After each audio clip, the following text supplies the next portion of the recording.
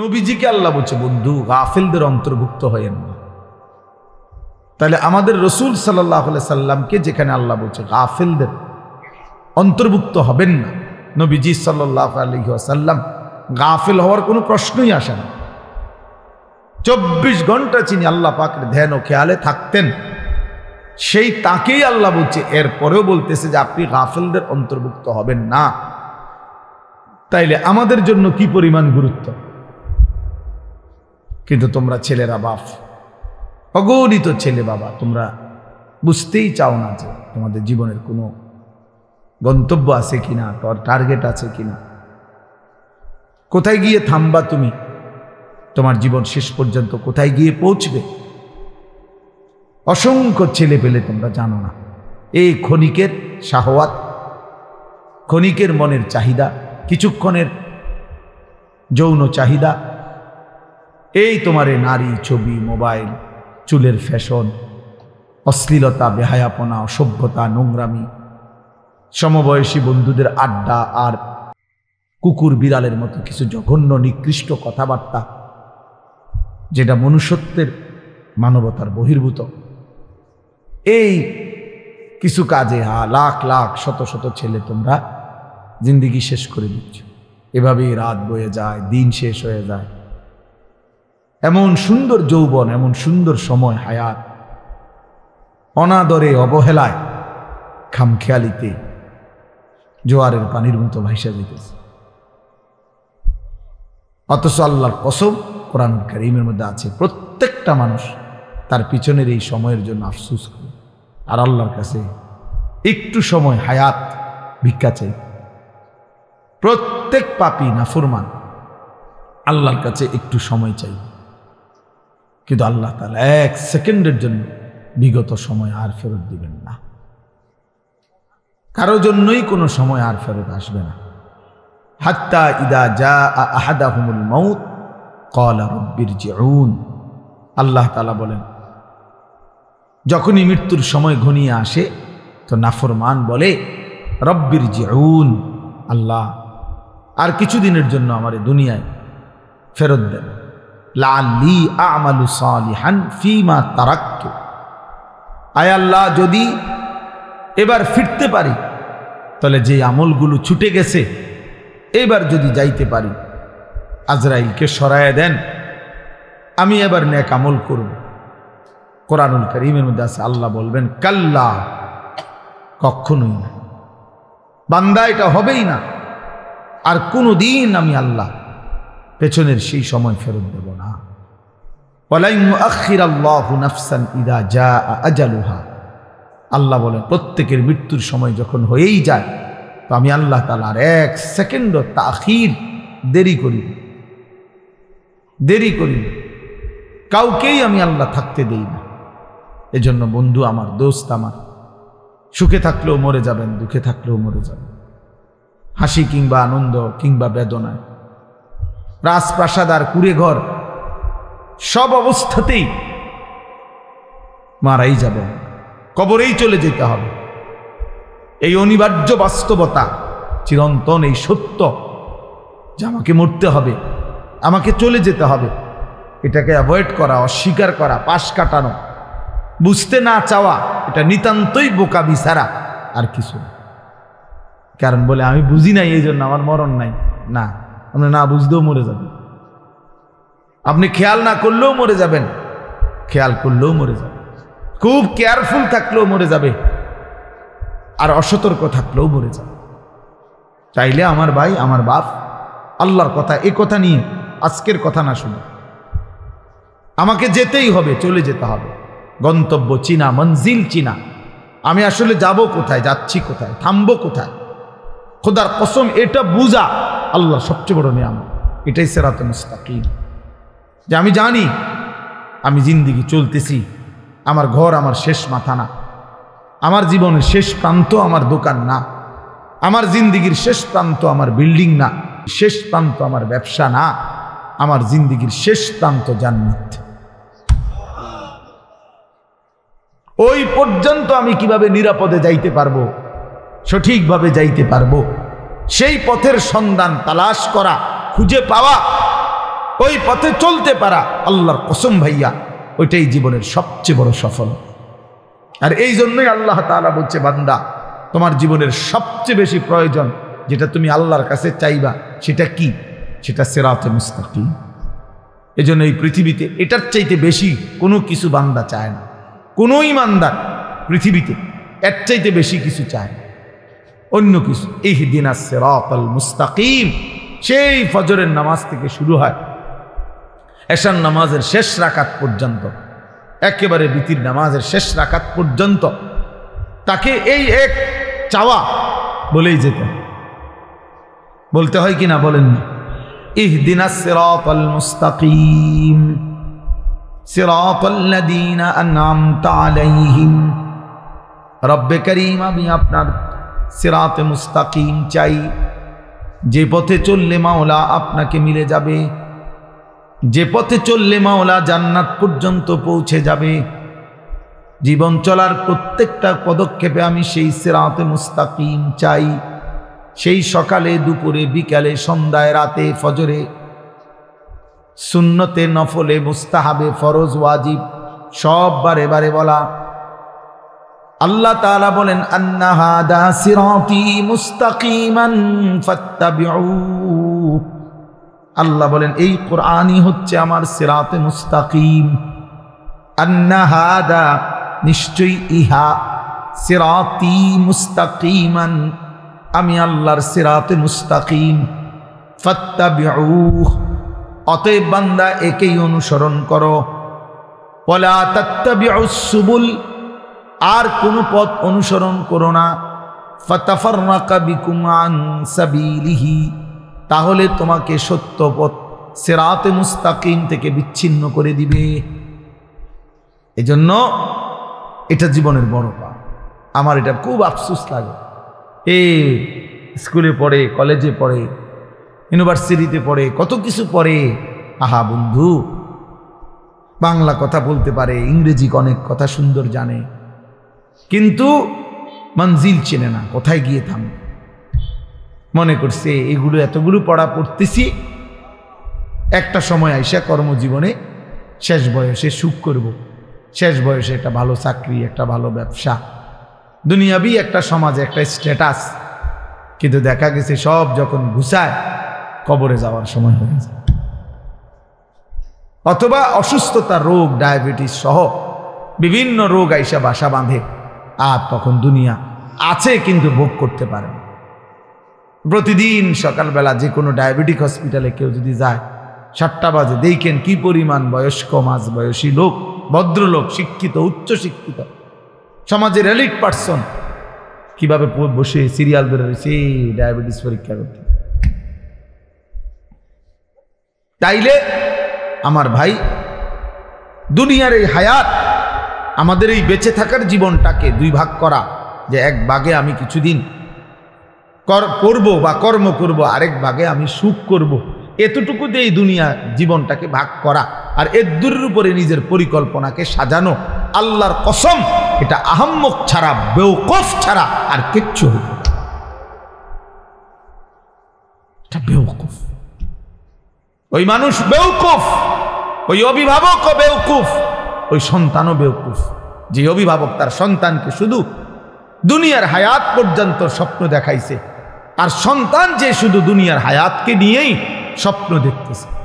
অথচ এত লম্বা আখেরাত, এত লম্বা কবর, এত অনন্তকালের আখেরাত, এই বিষয়ে তার জানা আছে পর্যাপ্ত, না প্রস্তুতি আছে পর্যাপ্ত।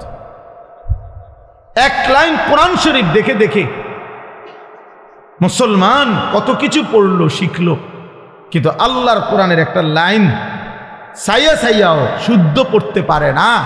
হায় হায়, ওই জিন্দিগির উপরে লানত, লানত ওই জীবনের উপরে, লানত ওই জীবনের উপরে, অভিশাপ ওই জীবনের উপরে। মুসলমান এত বড় নিকৃষ্ট হয় কেন? যে আমার যিনি মালিক, আমার যিনি মনিব, আমি তার কালামই পড়তে পারি না। তা আমার এই জিহ্বার সার্থকতা কি? আমার চোখের সার্থকতা কি? আল্লাহ আমারে চোখে দিল কেন? আল্লাহ আমারে জবানি দিল কেন? আমারে বানাইলই কেন? ভাত মাছ চাল ডাল, পেশাব পায়খানা, ঘুম, স্ত্রী মিলন, যৌন চাহিদা পূরণ, এ তো জানোয়ারের আখলাক, এ তো জানোয়ারেরও পূরণ হয় মিয়া। জন্তু জানোয়ারও তো খায়, ঘুমায়, পেশাব পায়খানা করে। জন্তু জানোয়ারেরও তো যৌন চাহিদা পূরণ হয়, নয়তো এগুলোর বাচ্চা হয় কেমনে? গরু ছাগলের বাচ্চা হয় কেমনে মিয়া? তো জীবন মানে এটুকুই যদি হয়, তো আমি মুসলমান হিসেবে বিশেষত্ব কি? আমি ইমানদার হিসেবে আলাদা পরিচয়, গিয়ে ভাত কত খাই এই কারণে আমি মুসলমান নাকি? আমার একটা বিল্ডিং আছে এই কারণে আমি মুসলমান, এটাই মুসলমানের বৈশিষ্ট্য? হ্যাঁ বলেন ছেলেরা, বলো বাপ, নিজেকে তো কমপক্ষে চেনো ভাই। আমি লম্বা করতে চাই না, কমপক্ষে দোস্ত আমার, বন্ধু আমার, সাথী আমার, নিজেকে তো চেনো কমপক্ষে। এদ্দুর বোকা কেমনে হয় মানুষ যে আমি একটা ছেলে, বলো ভাইয়া, এই যারা নামাজ পড়ো না, এটা তোমার শেষ পর্যন্ত কোথায় নিয়ে যাবে তুমি কও? যারা দিন রাত নারী দেখো, ছবি দেখো, মোবাইল নিয়ে পড়ে থাকো, বন্ধু কোথায় গিয়ে থামবা বলো ইনসাফ করে?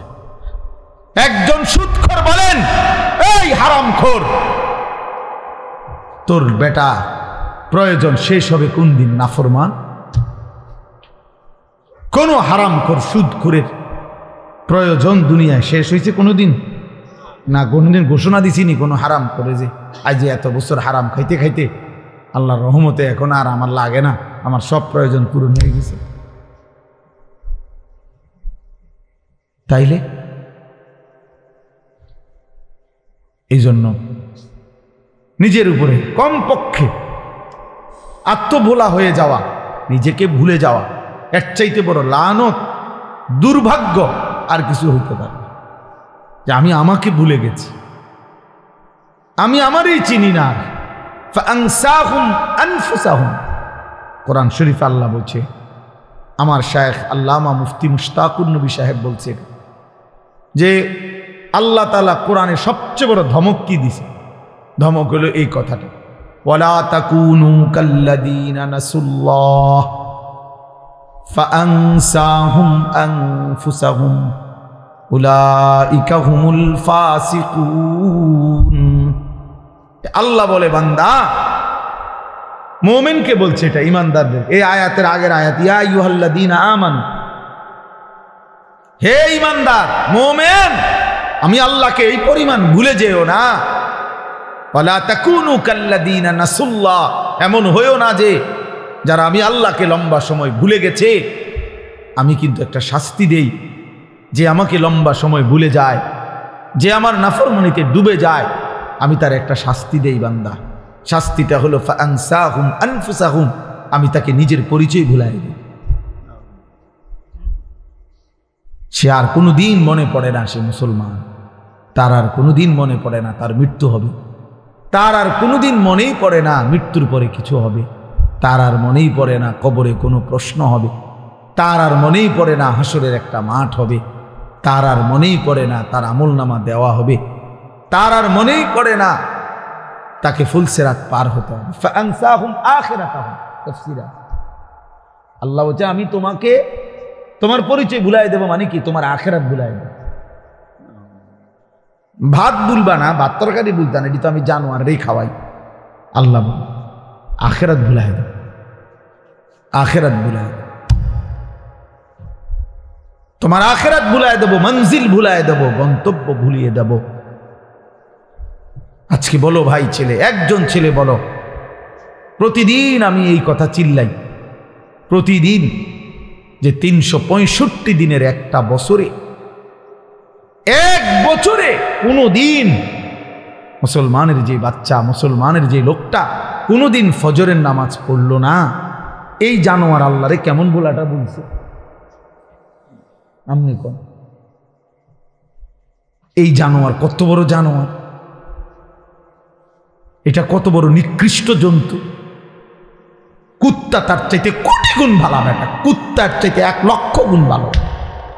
কুত্তা মালিকের নাফরমানি করে না, 365 দিনের এক বছরে কোনোদিন এই জানোয়ার কোনোদিন ফজরের নামাজ পড়ে না, অথচ সে কহে বলে মুসলমান। আরে তুই কি মুসলমান? তোরে মুসলমান বললে মুসলমান কারে করবে? হাইওয়ান। ভাত খাও দেখে মুসলমান, খানা তো জানোয়ারের আখলাক। ঘুম যাও দেখে মুসলমান, না ঘুম তো জানোয়ারেও যায়। মুসলমান তো ঘুমকে বলে না। ইসলাম মানে ঘুম, ইসলাম মানে ভাতের থালা, ইসলাম মানে বিল্ডিং। সেজদা কি? সেজদা আল্লাহ বলছে সেজদা। এই কপাল খেয়াল রাখলে হবে।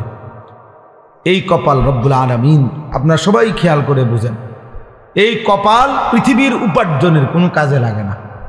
মানুষের হাত, পাও, চোখ, কান, দিমাগ মানে বুদ্ধি, বিবেক, এগুলো দুনিয়াবি বিভিন্ন উপার্জন করার জন্য লাগে। চাকরি হোক, ব্যবসা হোক, দোকান হোক, ক্ষেত হোক, খামার হোক। কিন্তু কপাল দিয়া মানে কপাল ঠেল্লা টাইন্না দুনিয়াবি কোনো উপার্জন করে না।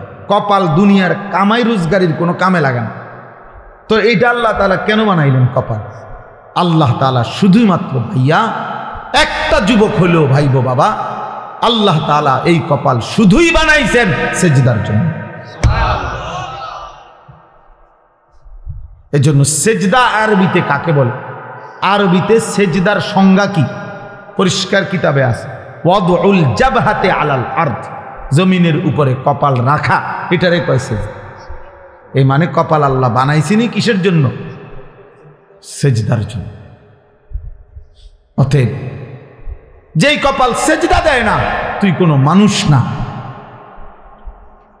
এই জন্য আমি সব সময় বলি, বেটা রাগ করো আর কোনোদিন না আসলাম, একবারের আশাতেই আসি, প্রতিবার আয়ন কঠিন আমার জন্য। তার যদি কোনোদিন নাও আসি তো মনে রাখো, যারা এখানে যারা বসা, যাদের কপালে সেজদা নাই, যারা নামাজ পড়ো না, তোর ওই কপালে থুতো মারলাম, থু থু তোর কপালে, থুতো মারি তোর কপালে, থু। লানত তোর কপালে। আল্লাহ কোরআনে তোকে লানত দিছে, ওয়া ইন্না আলাইকা লানাতা ইলা ইয়াউমিদ্দিন। আল্লাহ বলছে, ইবলিস সেজদা দিলি না, ঠিক আছে, আজকের থেকে নিয়ে কিয়ামত পর্যন্ত তোর উপরে আল্লাহর লানত। যা ভাত খা, জানো খানা তোর খাওয়াবো, খানা যেহেতু আমি কুত্তারে খাবাই, তোরে খাবাইতাম না। খা, ভাতে না খাবি বেটা, খাবি আর পেশাব করবি, বাথরুমে যাবি, খা। নারী দেখ, ছবি দেখ, উলঙ্গ দৃশ্য দেখ, আর কি জানোয়ারের মতো চলতে থাকো, একদিন ধাক্কা দিয়ে জাহান্নামে ফেলে দিবে। ওমান ইউশাকিকির রাসূল মিন বাদি মা তাবায়্যানা লাহুল হুদা ওয়া ইয়াত্তাবি' গায়রা সাবিলিল মুমিনিন। আল্লাহ বলেন, আমার রাসূলের বিরুদ্ধাচরণ যে করবে, আমার ইমানদার মুমিন যেই পথে চলে তার উল্টো পথে যে চলবে, দুইটা অপরাধ। এক নাম্বার, আমার রাসূলের বিরুদ্ধাচরণ যে করবে, ইমানদার মুমিন যেই পথে চলে সেই পথের উল্টো পথে যে চলবে, নুওয়াল্লিহি মা তাওয়াল্লা, আমি আল্লাহ তাকে একদিন সেই উল্টো পথেই চালাইতে থাকব। ওয়া নুসলিহি জাহান্নাম, এই উল্টো পথে চলতে চলতেই একদিন নাফরমানকে জাহান্নামে ফেলে দেব।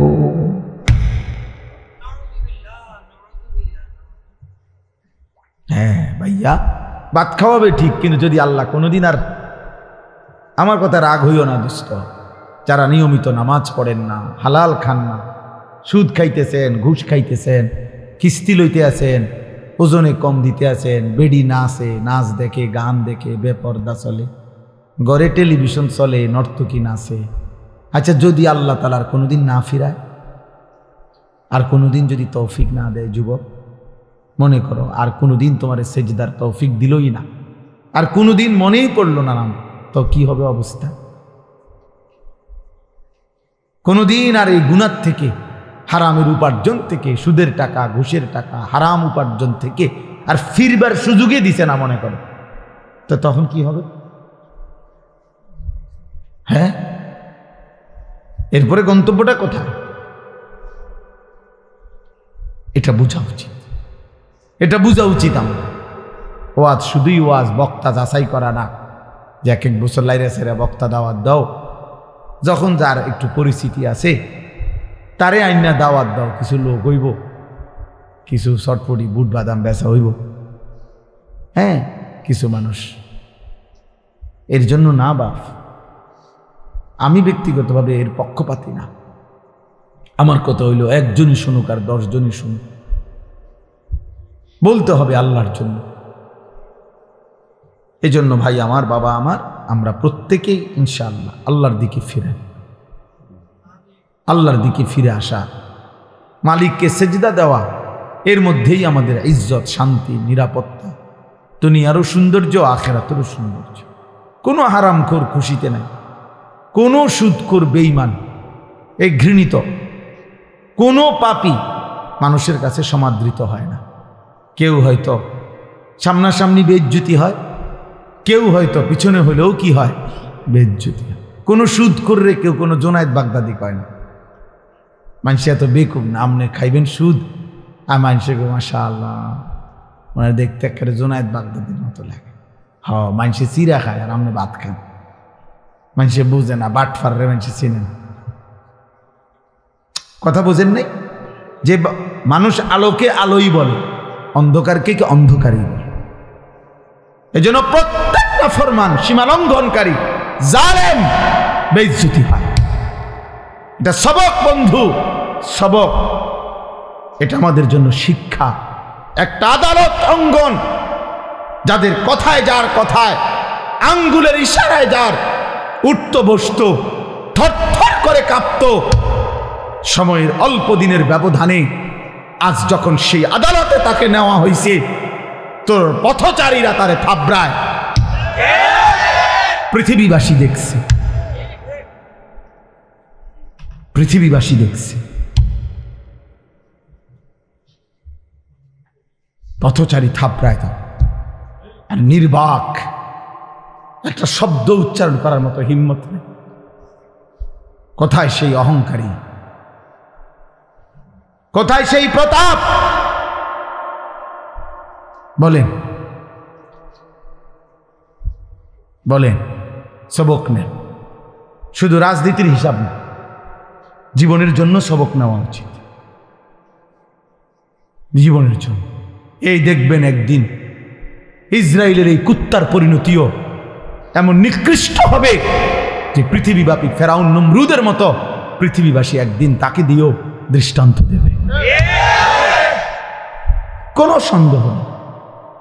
এই নেতানিয়াহু নামের এই কুত্তারে দিয়েও একদিন পৃথিবীবাসী উদাহরণ দেবে যে ফেরাউন নমরুদের পরবর্তী এক নমরুদের উত্তরসূরি ছিল, ফেরাউনের এক উত্তরসূরি ছিল নেতানিয়াহু। এই জন্য কেউ ভাইয়া,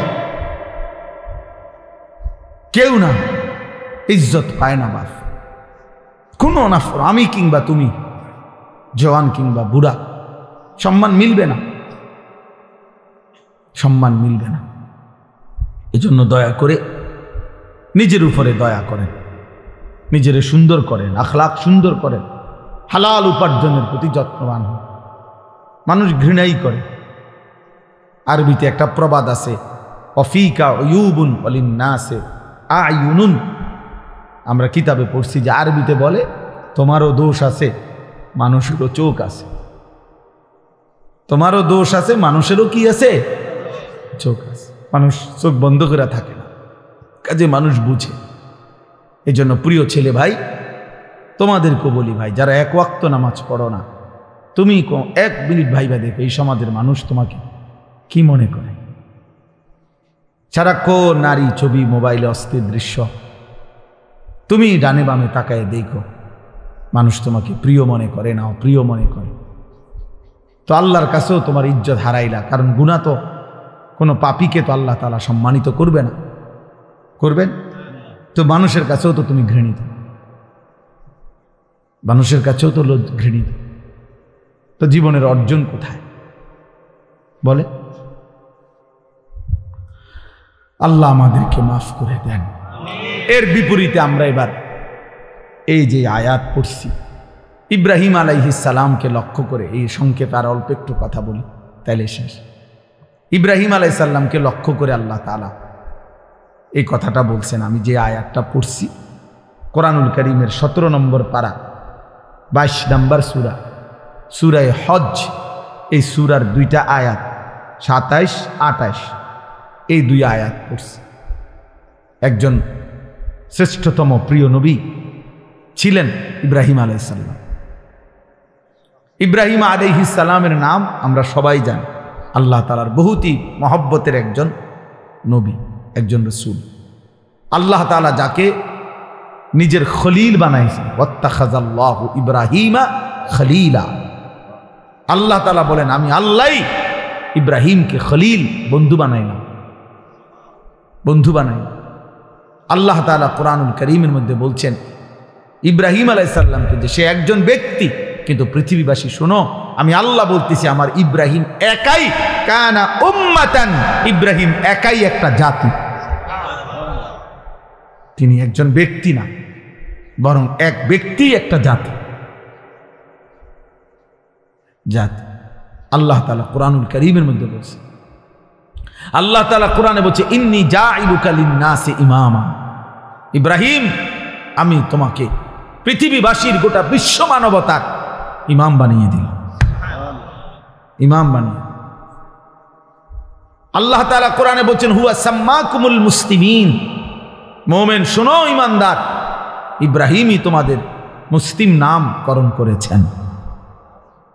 তাহলে অনেক মর্যাদা, অনেক সম্মান, অনেক বৈশিষ্ট্য আল্লাহ তাআলা কোরআনুল কারীমের মধ্যে আছে। কানিতান, আল্লাহর অনুগত, শাকিরান লিআনউমি, আল্লাহ তাআলার সমস্ত নিয়ামতের প্রতি কৃতজ্ঞ। এটা আল্লাহ বলছে ইব্রাহিম আলাইহিস সালামের সিফাত। ইজতাবাহু, আল্লাহ বলে আমি নিজে তাকে বাছাই করেছি। এরকম অনেক আল্লাহ তাআলা মর্যাদা, সম্মান, ইজ্জত ইব্রাহিম আলাইহিস সালামকে দিয়েছেন। আমাদের মিল্লাতের পিতা বানাইছেন, মিল্লাতা আবিকুম ইব্রাহিম। এত সম্মান, এত ইজ্জত, এত মর্যাদা আল্লাহ তাআলা দান করছেন। কিন্তু এর আগে আল্লাহ তাআলা ওনাকে বারবার, অগণিতবার পরীক্ষা করেছেন, পরীক্ষা করছে।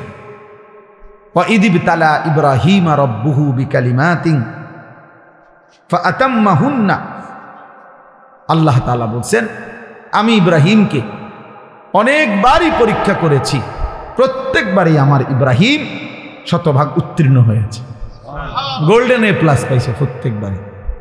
তাফসিরে মধ্যে আছে হযরত আব্দুল্লাহ ইবনে আব্বাস রাদিয়াল্লাহু তাআলা আনহুমা বলছেন আল্লাহ তাআলা ইব্রাহিম আলাইহিস সালামকে 30 বার, কোন বর্ণনায় আছে 70 বার পরীক্ষা করেছে। কি পরীক্ষা করছে অনেক, সবই বলা সম্ভব না, কিন্তু পরীক্ষা করছেন কিসের? আসলে এই সবগুলো পরীক্ষা হইলো আল্লাহ তাআলা একটা জিনিস ওনার থেকে মূলত পরীক্ষা নিছেন, যে বারবারই ইব্রাহিম আলাইহিস সালামের কলিজার মধ্যে আল্লাহর মহব্বত, আল্লাহর ভালোবাসা সবচেয়ে বেশি কিনা, আল্লাহ তাআলা এইটা বারবার পরীক্ষা করছে। প্রতিবারই পরীক্ষার মূল টার্গেট ছিল এইটা দেখা, যে ইব্রাহিমের কলিজায় আমার ভালোবাসা বেশি নাকি অন্য কোনো ভালোবাসা। ছোট্টবেলায় মা বাবা মূর্তি পূজক, এমনকি মূর্তি বিক্রেতা ওনার আব্বা, কিন্তু উনি সেখানে দাঁড়িয়েও তিনি বাবা মার অনুসরণ না করে ছোট্টবেলাতেই মহান আল্লাহকে ডাক দিছে। হ্যাঁ, ইব্রাহিম আলাইহিস সালাম কোরআনে আছে, আব্বাকে বলছি ইয়া আবাতি লিমা তা'বুদু মা লা ইয়াসমাউ ওয়া লা ইউবসিরু ওয়া লা ইউগনি আনকা শাইআন। হায় আব্বা, এগুলো কি পূজা করেন আপনি? এ কেমন মূর্তির পূজা করেন যে মা লা ইয়াসমাউ, যে মূর্তি কিছু শুনেও না, ওয়া লা ইউবসিরু কিছু দেখেও না, ওয়া লা ইউগনি আনকা শাইআন, হ্যাঁ কিচ্ছু উপকারও করতে পারে না, এটা আসেও না, কান্দেও না, মাতেও না, মুতেও না।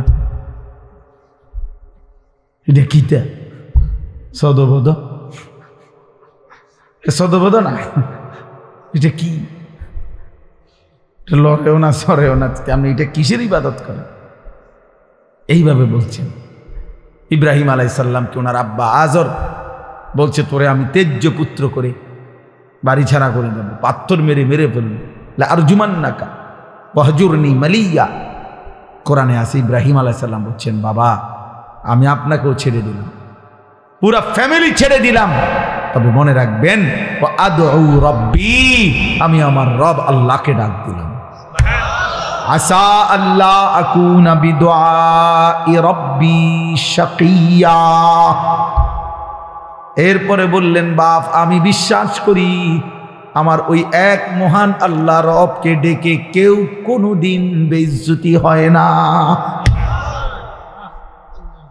রবকে ডেকে কেউ বেইজ্জতি হয় না, আল্লাহকে ডেকে কেউ লাঞ্ছিত হয় না। وَإِذَا سَأَلَكَ عِبَادِي عَنِّي فَإِنِّي قَرِيبٌ। আল্লাহ বলে, আমার বান্দা যখন আমার কাছে চায় আমি তার একদম কাছে চলে আসি। উজিবু দাওয়াতাদ দাঈ ইযা দাআনি। আমার বান্দা যখনই আমাকে ডাকে আমি তার প্রত্যেকটা ডাকে সাড়া দিয়ে থাকি। জমিন থেকে বলে বান্দা, জমিন থেকে বান্দা বলে আল্লাহ। রব্বে করিম আর শাজিম থেকে বলে, বলো না বান্দা, বলো না। বান্দা বারবার বলে, জিকির করে, তাসবিহ পড়ে, কখনো বলে সুবহানাল্লাহ, কখনো বলে আলহামদুলিল্লাহ, কখনো বলে আল্লাহু আকবার, কখনো বলে লা ইলাহা ইল্লাল্লাহ। এভাবে আল্লাহকে ডাকতে থাকে, ডাকতে থাকে।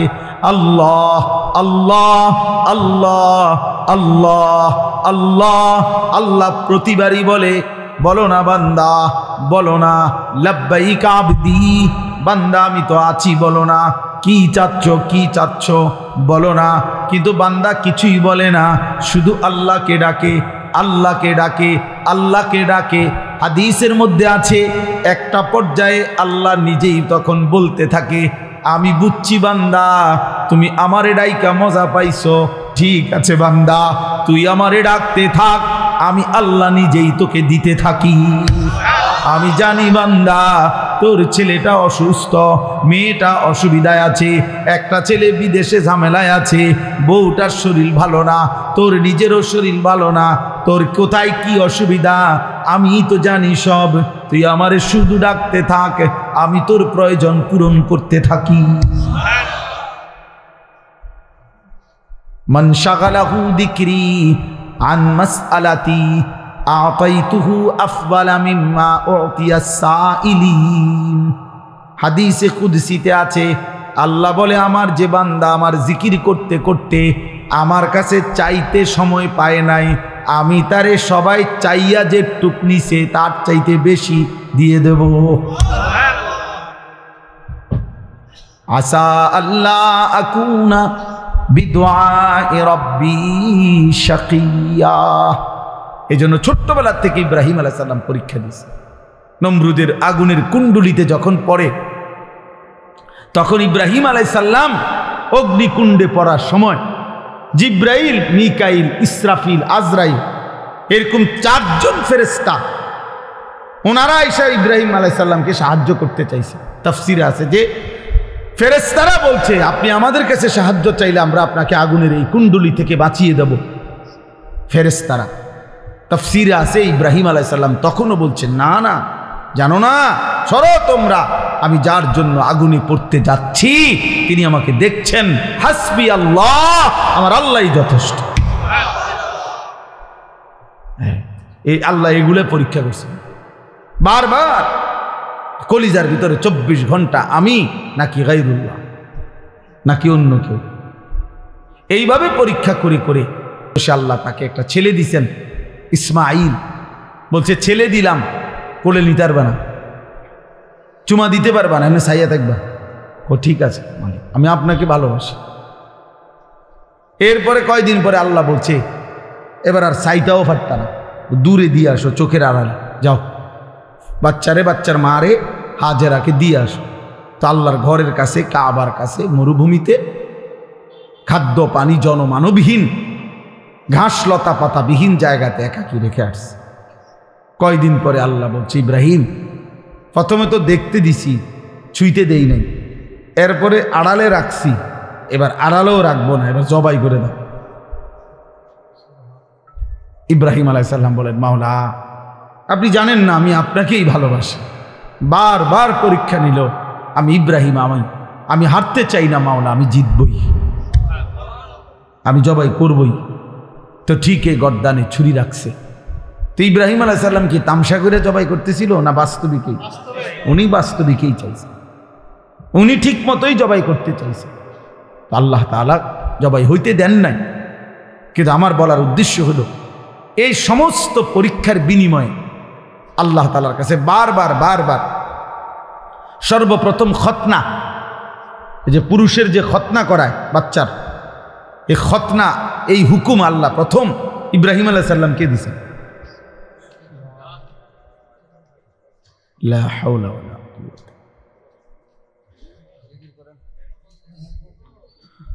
اللهم صل على محمد وعلى آل محمد كما صليت على إبراهيم وعلى آل إنك حميد الحمد لله। আর একটু এই আমার কথা শেষ হয়ে যাবে এই 5-10 মিনিটের ভিতর।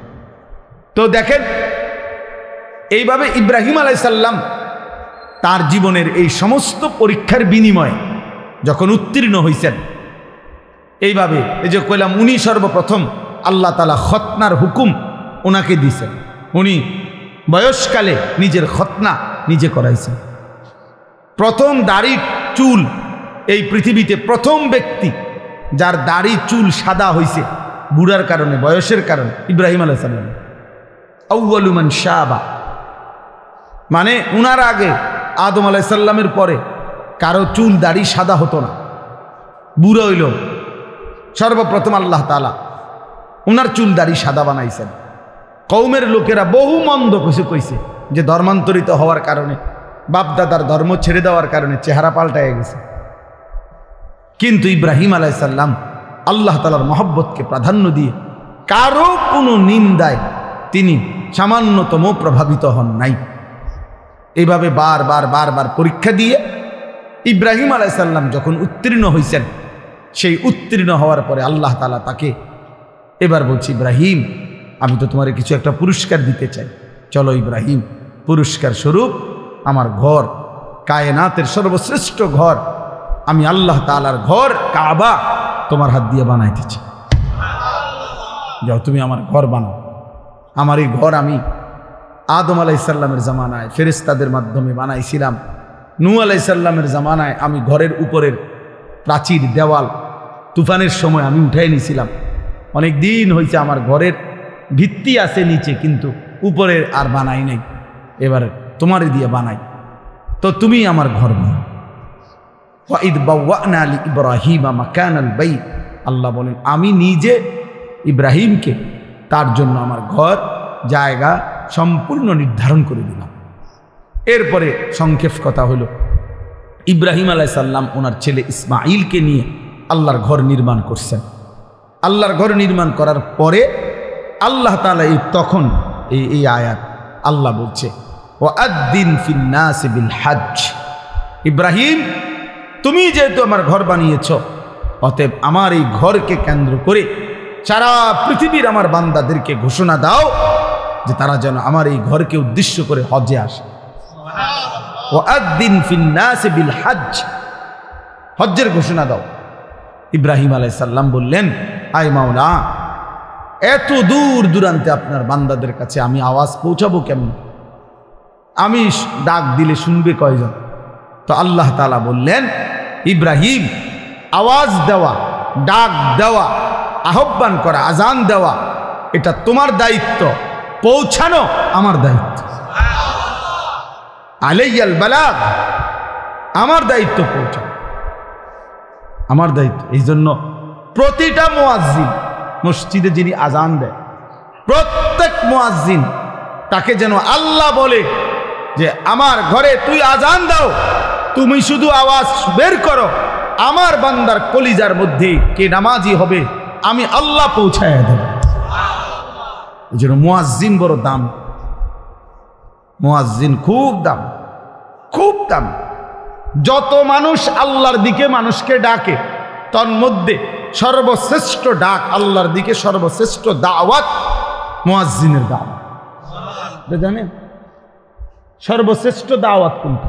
আযান, পূর্ণাঙ্গ দাওয়াত। এই জন্য পৃথিবীর কোনো বক্তা, ওয়াইজ, পীর, একের যত বড় বুজুর্গ হোক, যারা মানুষকে আল্লাহর দিকে ডাকে, ওনাদের সকলের দাওয়াতের চাইতে শ্রেষ্ঠ পূর্ণাঙ্গ পরিপূর্ণ দাওয়াত হলো মুয়াজ্জিনের দাওয়াত, তাওহীদের দাওয়াত। প্রমাণ কি? প্রমাণ হলো এই আজানের দোয়া। এই দোয়াটাই কম কি?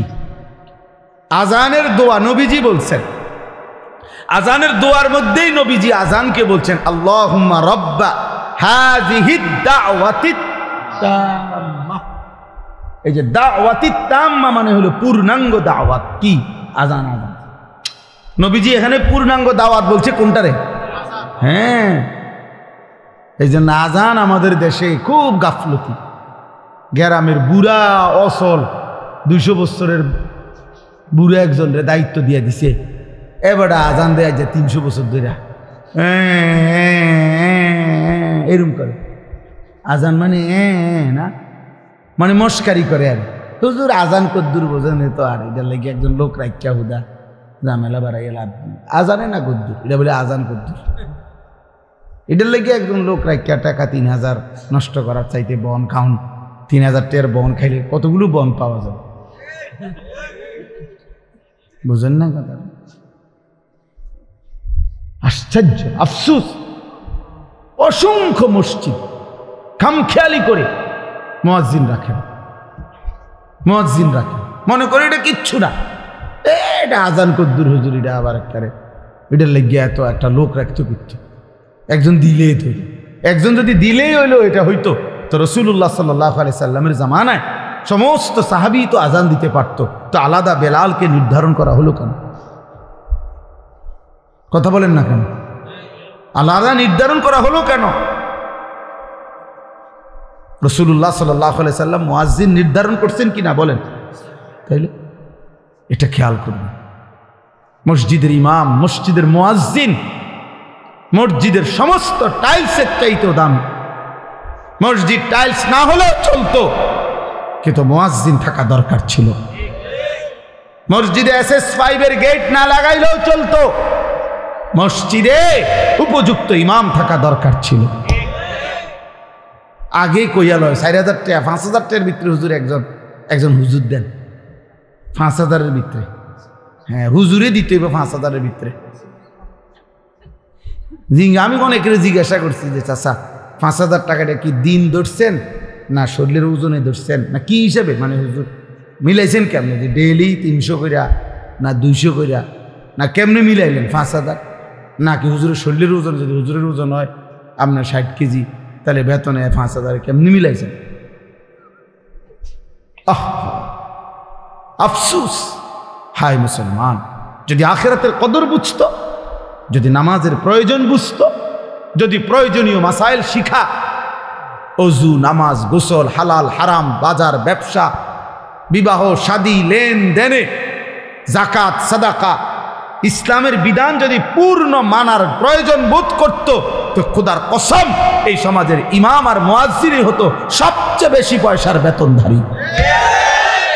মূলত আমরা মনে করছি আমাদের এগুলা কোনো দরকার নাই, নমাজ কদ্দুর ফরাইব। হ্যাঁ, টিয়া 5000 আবার আলগা আছে হুজুর, আলগা আছে মানে আলগা জিন, হুজুরের লগে কি আছে? জিন, ভূত, আলগা আছে। আমরা বেতন কম হইলে কি হুজুর আলগা, মাশাআল্লাহ ভালো। আলগা কিতা? আলগা জিন না আলগা? আমরা দেশে তো আলগা আছে কয় ভূতের, জিনে ধরলে কয় তার লগে আলগা আছে, বলে না এটা আলগা আছে কয় তো হেঁটে রে, যারে জিনে ধরে তারে না কয় আলগা আছে। আফসুসের আলগা আছে বলে। আস্তাগফিরুল্লাহ। না, মুয়াজ্জিনকে কদর করবে, বলেন ইনশাআল্লাহ। প্রত্যেকে নিজ নিজ জায়গায় ফিকির করে, মসজিদের ক্ষেত্রে মনে রাখেন, এটা ইমাম মুয়াজ্জিনের অনেক প্রয়োজনীয়তা। উপযুক্ত ইমাম, উপযুক্ত মুয়াজ্জিন দরকার দরকার। এটা আমরা এটার প্রতি গুরুত্ব দিই। এই মানে লাইটিং করে, মসজিদের ডেকোরেশন করে অনেক সুন্দর করছে, ভালো, এটা করছেন, আমি গুনাহ করছেন আমি এটা বলি না, কিন্তু ইমাম মুয়াজ্জিনের ব্যাপারে এই খামখেয়ালি কেন? কেন এই খামখেয়ালি? আল্লাহ আমাদেরকে মাফ করে দেন। চলেন তো, এরপরে আল্লাহ তাআলা বললেন আজানের মানে হজ্জের আজান দাও, এলান করো। ইব্রাহিম আলাইহিস সালামকে আল্লাহ বললেন ইয়াতুকা রিজালান ওয়া আলা কুল্লি দামিরিন ইয়াতিনা মিন কুল্লি ফাজ্জিন আমিক। ইব্রাহিম মনে রেখো, তোমার আজকের আজান আমি আল্লাহ তাআলা কিয়ামত পর্যন্ত পৌঁছিয়ে দেব। আর কিয়ামত পর্যন্ত আমার এই ঘরকে কেন্দ্র করে কাছের যারা তারা পায়ে হেঁটে, আর পৃথিবীর দূর দূরান্ত থেকে, প্রতিটা গলি প্রান্ত থেকে, পৃথিবীর শেষ প্রান্ত থেকেও আমার বান্দা তার বাহনে চড়ে আমার এই ঘরের উদ্দেশ্যে আসবে। ইন্তজাম আমি করব, তুমি শুধু আজান দিয়ে দাও। আজকে আলহামদুলিল্লাহ সারা পৃথিবীব্যাপী, আজও সারা পৃথিবীর ইমানদার, পৃথিবীর শেষ প্রান্তের মোমেনের কলিজার ভিতরেও আল্লাহর ঘর জিয়ারতের আকাঙ্ক্ষা আছে। যে দিলে আল্লাহর ঘর জিয়ারতের আকাঙ্ক্ষা নাই, এই হজ্জের মাস দেখে এটা বললাম, যেই কলিজার মধ্যে আল্লাহর ঘর জিয়ারতের আগ্রহ জাগে না, কাবার ওই কালো গিলাফ যে দেখে নাই। আমি সবসময় বলি বাবা, ছেলেরা তোমাদেরকেও শুনো ভাইয়া, কালো ওই গিলাফ, কাবার ওই কালো ঘর, কালো গিলাফ, আল্লাহর ঘরের সৌন্দর্য যে দেখে নাই, যে চোখ, মদিনার রওজা সবুজ গম্বুজ যে চোখ দেখে নাই, আমি সবসময় বলি ওই চোখ কিছুই দেখে না। আরে বেটা তুই কিছুই দেখোস না, কালো গিলাফের সৌন্দর্যই দেখলা না, সবুজ গম্বুজের সৌন্দর্যই দেখলা না, মদিনার রওজায় দাঁড়াইবার আগ্রহই জাগলো না। তোমার তো দিলে নাই বেটা, তোমার তো কোনো কলজাই নাই বেটা। এজন্য প্রত্যেকের কলিজার ভিতরে এটা জাগা উচিত। আফসুসের ব্যাপার, 3টা ছেলে বিদেশ পাঠাইছে, 3 লাখ 3 12 36 লাখ টাকার ব্যবস্থা হয়েছে। বাড়িতে একখান বিল্ডিং করছে, বিল্ডিং বাবদ 20 লাখ টাকা খরচ হয়েছে। রাস্তার লগে জমি কিনছে, জমিগুলোর টাকা সব ব্যবস্থা হয়েছে, সব কিছু ব্যবস্থা হয়েছে। কিন্তু বুড়া এমন ডাকাত, 60 বছর বয়সও জিগাইলে হজ করতেন না, না এটি কি আর আমগো কাম নিয়ে, সংসার করতে করতে তো জীবন শেষ, সংসার করতে করতে জীবন শেষ, বুঝলেন না? এখানের 6 লাখ টাকা আর কোনো দিন ব্যবস্থা হয় না, কিন্তু 8 দিনের ভিতরে ভিসা নইলে ক্যান্সেল হয়ে যাবে 12 লাখ টাকা। আল্লাহু আকবার, বুড়ার শৈলী আলগা ভর করে, ঠিকই 12 লাখ টাকা উনি 2 দিন আগেই কি করে ফেলে, হ্যাঁ, অথচ হজ্জের টাকা হয় না। আল্লাহর ঘর জিয়ারতের স্বপ্ন জাগে না, আল্লাহর ঘর জিয়ারত। রাসূলুল্লাহ সাল্লাল্লাহু আলাইহি ওয়াসাল্লাম বলেন, পরিষ্কার হাদিস, যার উপরে হজ ফরজ হলো অথচ হজ না করে মরে গেল, কসম আল্লাহ, নবীজি বলে আমি জানি না এটা হয় ইহুদি মরলো নয় খ্রিস্টান মরল, মুসলমান মরল না। অতএব এইটাই আমার শেষ কথা, দয়া করে ভাবতে শিখি। একটা শুধু উদাহরণ বলি, মনে করেন একজন, এই আপনার একজন চাচা, আপনার বসতের ভিটাটা ছাড়া 10 শতক জায়গা আছে, মনে করেন আলগা রাস্তার লগে খেতে কেন দিয়েও, এটা বসত না, আলগা জমি। এই 10 শতক জমির থেকে 3 শতক বা 4 শতক মনে করেন বেচলে হজের টাকা এবং সংসারের এই কয়দিনের খরচের টাকা হবে, মানে 1.5 মাস হজের টাকা আর এই সংসারের টাকা হবে। আর বাকি যেই জমিটা রইছে এইটা ফিরে আসলে এটা দিয়েই তার সংসার চলবে ইচ্ছা করলে। কসম খোদার, যদি কোনো মুসলমানের আর এই ব্যক্তির কাছে শুধু এই জমিটাই আছে, আর টাকা পয়সা, ব্যাংক ব্যালেন্স, ব্যবসা, অন্য আর কিচ্ছু নাই, কিন্তু এতটুকু জমি আছে যে জমির কিছু অংশ বিক্রি করলে হজের টাকা এবং সংসারের খরচের এই কয়দিনের টাকা হবে, ফিরে আসলে ওই বাকিটুকু জমি দিয়েও ইচ্ছা করলে তার সংসার চলবে, ওই ব্যক্তির উপরে আল্লাহর কসম হজ ফরজ।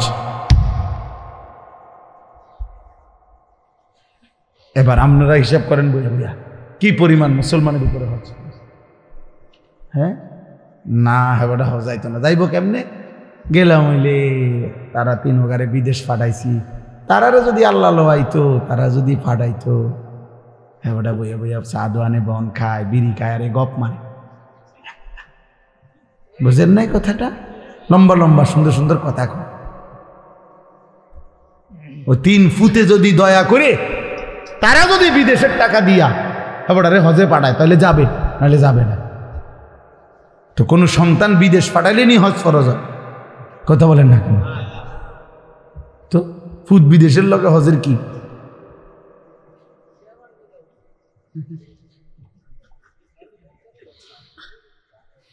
আল্লাহ আমাদেরকে মাফ করে দেন। এজন্য বারবার বলতেছি, হজ্জের এই মাসে, এটা আমার এই দ্বিতীয় শেষ কথা এটাই, হজের এই পবিত্র মাসে আল্লাহর বান্দারা ছুটছে।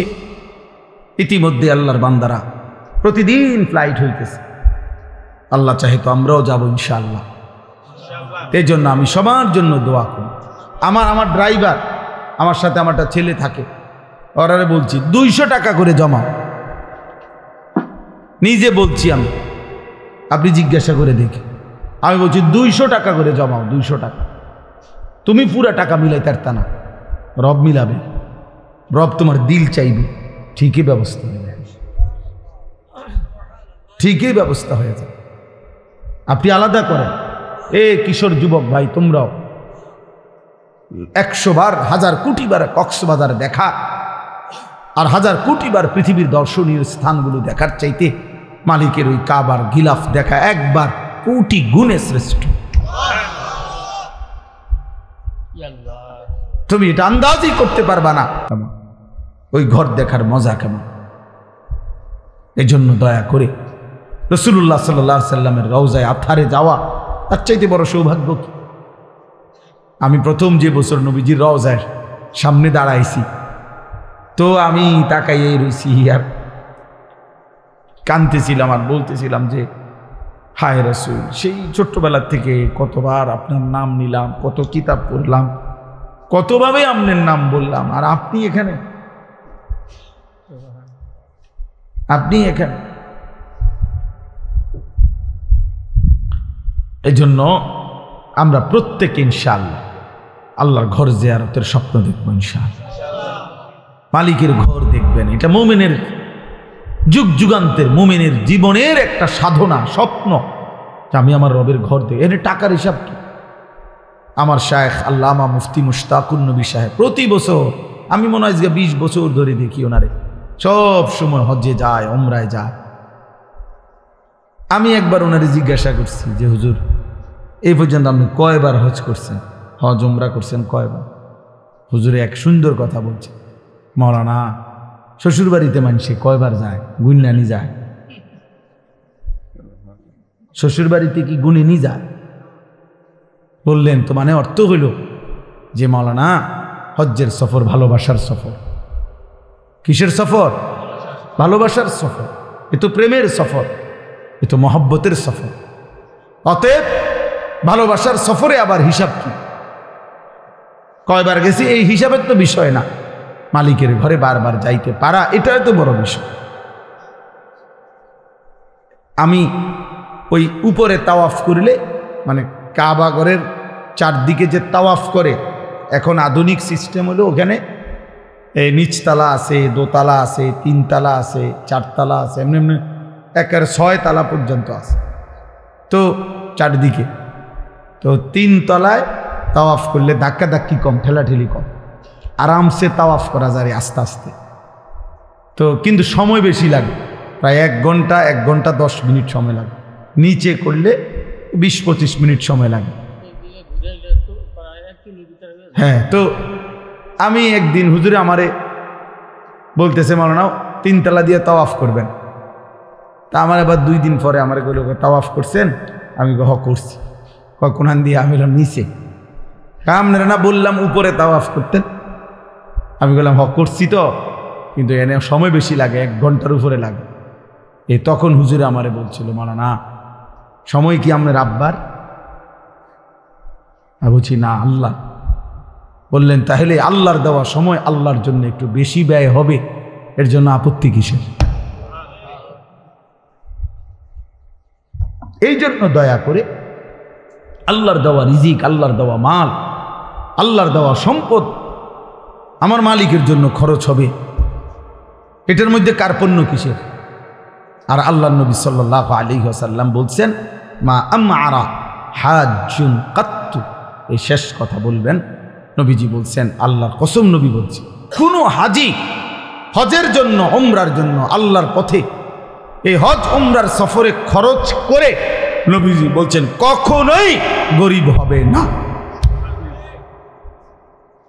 বিয়াতে খরচ করে মানুষ ফকির হয়, ব্যবসায় খরচ করে মানুষ ফকির হয়, অন্যখানে ফকির হইতে পারে, বিল্ডিং করতে গিয়া ফকির হয়ে গেছে, কিন্তু রাসূল বলছে আমার আল্লাহর ঘরের জিয়ারত করতে গিয়ে টাকা খরচ করার কারণে এই লোকটি ফকির হয়েছে, এমনটা হবে না, আমি রাসূল গ্যারান্টি দিলাম। আল্লাহ আমাদের প্রত্যেককে আল্লাহর ঘর জিয়ারতের তৌফিক দান করেন। একটা জরুরি কথা রয়েছে না? জি জি, ছোট্ট একটা কথা, 2টা মিনিট মেহেরবানি করে। যেই মসজিদের উদ্যোগে মাহফিল, মসজিদের অনেকগুলো কাজ বাকি আছে, আপনারা প্রত্যেকেই একটু পকেটে হাত দিলে দয়া করে, রাত অনেক হয়েছে, আপনাদেরও কষ্ট হবে, আমরারও কষ্ট হবে, এই জন্য মহব্বত করে মসজিদের জন্য একটু সহযোগিতা করেন। আর যদি কেউ বলেন পরে দিবেন, তো সেটাও বলে রাখেন, আপনারটা আপনি পৌঁছাইয়েন। আর এখন যারা দিবেন, দয়া করে প্রত্যেকে ভালোবেসে মহব্বতে আল্লাহর ঘরের জন্য একটু দান করেন। 2-4 জন বুঝের ভাই দাঁড়াইয়া নেন। আর যদি কেউ বলেন পরে দিবেন, তো সেটাও বলে রাখেন যে আমরা শুনে রাখলাম, তাইলে ইনশাআল্লাহ পরে পৌঁছায় দিবেন। তাও স্বেচ্ছাসেবক ভাই যাও, মনে মনে সূরা ফাতিহা একবার, 3 বার কুল হুয়াল্লাহু আহাদ করে।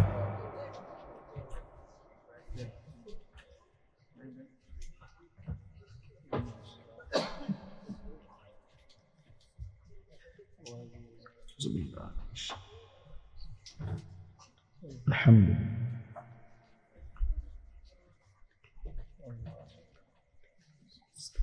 ইহদিনাস সিরাতাল মুস্তাকিম সিরাত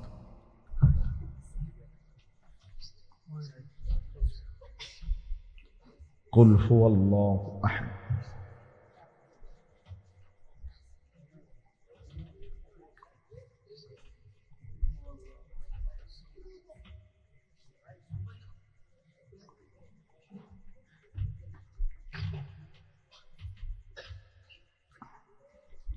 আমার মাদ্রাসা হলো কুমিল্লা ক্যান্টনমেন্ট, ময়নামতি সাহেবের বাজার বলে, ওইখানে প্রত্যেক মাসের 2য় শনিবার মাসিক মাহফিল হয়। সকাল 10টা থেকে 1টা পর্যন্ত মহিলাদের জন্য বয়ান হয়, আসর থেকে এশা পর্যন্ত পুরুষদের জন্য বয়ান হয়। আগামী শনিবার 10 তারিখ, 2য় শনিবার এটা। যদি কারো সুযোগ হয়, ছেলেরা তোমাদেরকে দাওয়াত করলাম, যাওয়ার চেষ্টা করবেন। আল্লাহ তাআলা তৌফিক দান করেন। আলহামদুলিল্লাহি রাব্বিল আলামিন। আল্লাহুম্মা আনতাস সালাম ওয়া মিনকাস সালাম, তাবারাকতা ইয়া যাল জালালি ওয়াল ইকরাম, ইয়া রাব্বি লাকাল হামদু কামা ইয়ানবাগি লিজালালি ওয়াজহিক ওয়া আযীমি সুলতানিক। সাল্লি আলা মুহাম্মাদিন কামা হুয়া আহলুক ওয়া ফাআল বিনা খায়রান কামা আনতা শানুক। يا أرحم الراحمين يا أرحم الراحمين يا أرحم الراحمين. ربنا ظلمنا أنفسنا وإن لم تغفر لنا وترحمنا لنكونن من الخاسرين. ربنا آتنا في الدنيا حسنة وفي الآخرة حسنة وقنا عذاب النار.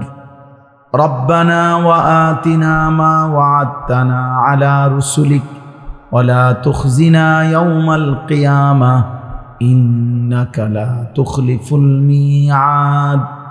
ربنا اصرف عنا عذاب جهنم إن عذابها كان غراما إنها ساءت مستقرا ومقاما رب ارحمهما كما ربياني صغيرا ربنا هب لنا من أزواجنا وذرياتنا قرة أعين وجعلنا للمتقين إماما মওলাই করিম আপনি মাফ করে দেন, রব্বে করিম আপনি মাফ করে দেন, মেহেরবান মাওলা আপনি মাফ করে দেন, পেছনের জিন্দেগির সমস্ত গুনাহ মাফ করে দেন, আগামী জিন্দেগি আপনি সুন্দর করে দেন, ঈমান আমলের দৌলত দান করেন, ইজ্জত আফিয়ত দান করেন, তাকওয়া তহারত দান করেন, হিম্মত ইস্তেকামত দান করেন,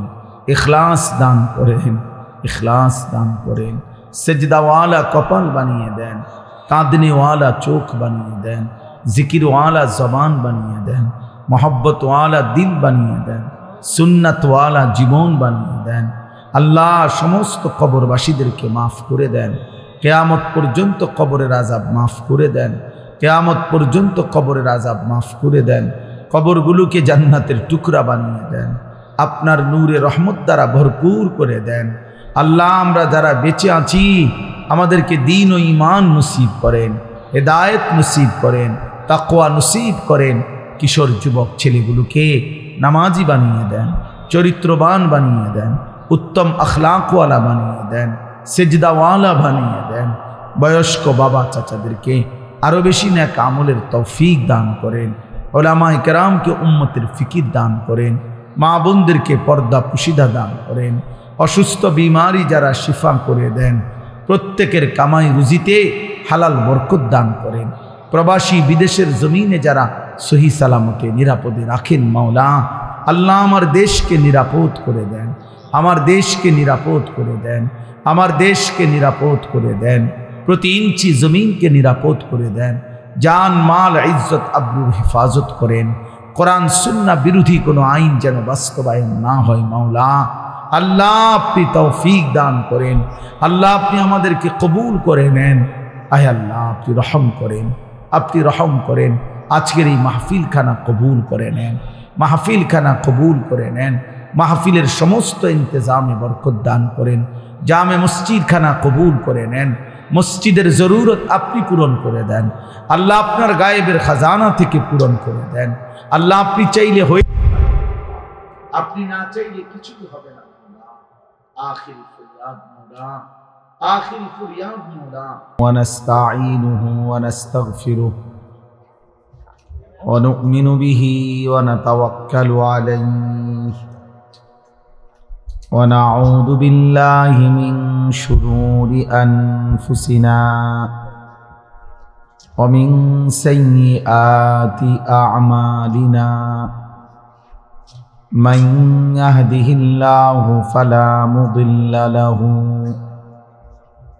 ومن يضلله فلا هادي له ونشهد أن لا إله إلا الله وحده لا شريك له ونشهد أن سيدنا وحبيبنا ومولانا محمدا عبده ورسوله أما بعد فأعوذ بالله من الشيطان الرجيم بسم الله الرحمن الرحيم وأذن في الناس بالحج يأتوك رجالا وعلى كل ضامن يأتين من كل فج عميق ليشهدوا منافع لهم ويذكروا اسم الله على ما رزقهم ويذكروا اسم الله في أيام معلومات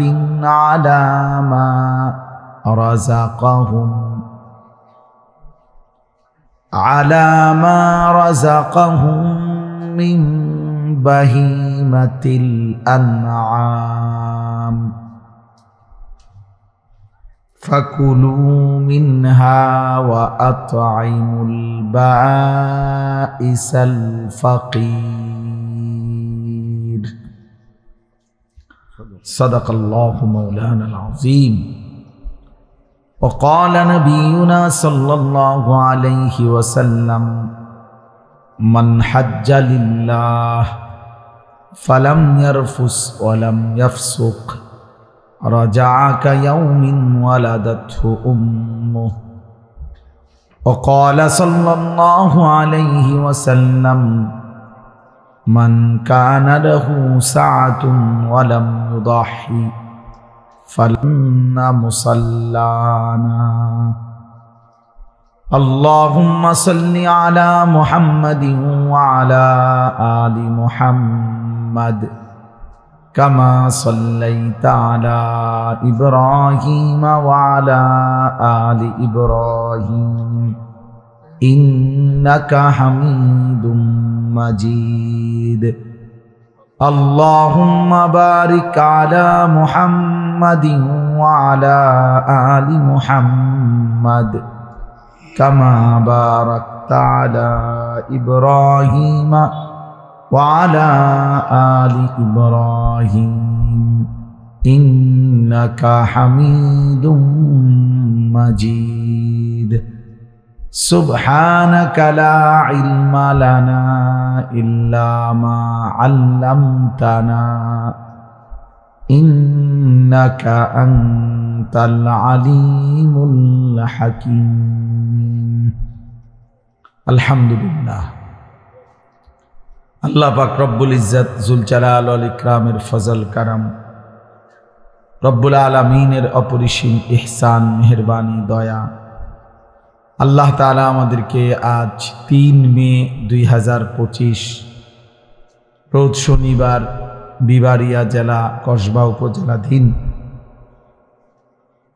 বালিয়াহুড়া পশ্চিমপাড়া জামে মসজিদের উদ্যোগে গ্রামবাসী সকল মুর্দাগানের রুহের মাগফিরাত, জীবিতদের হেদায়েতের উদ্দেশ্যে আজকের এই 18তম বার্ষিক তাফসীরুল কোরআন মাহফিলে আল্লাহ তাআলাই আমাদেরকে আসবার বসবার আল্লাহর জন্যই জমা হওয়ার তৌফিক দান করেছেন। এজন্য সকলেই বলি আলহামদুলিল্লাহ।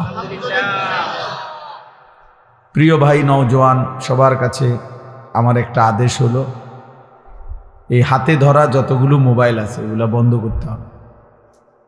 এই হাতে মোবাইল ধরে রেখে রেকর্ড করা যাবে না, ভিডিও রেকর্ড কিছুই করা যাবে না, হাতে ধরে রাখা যাবে না। এই জন্য আমি এটা নিষেধ করলাম।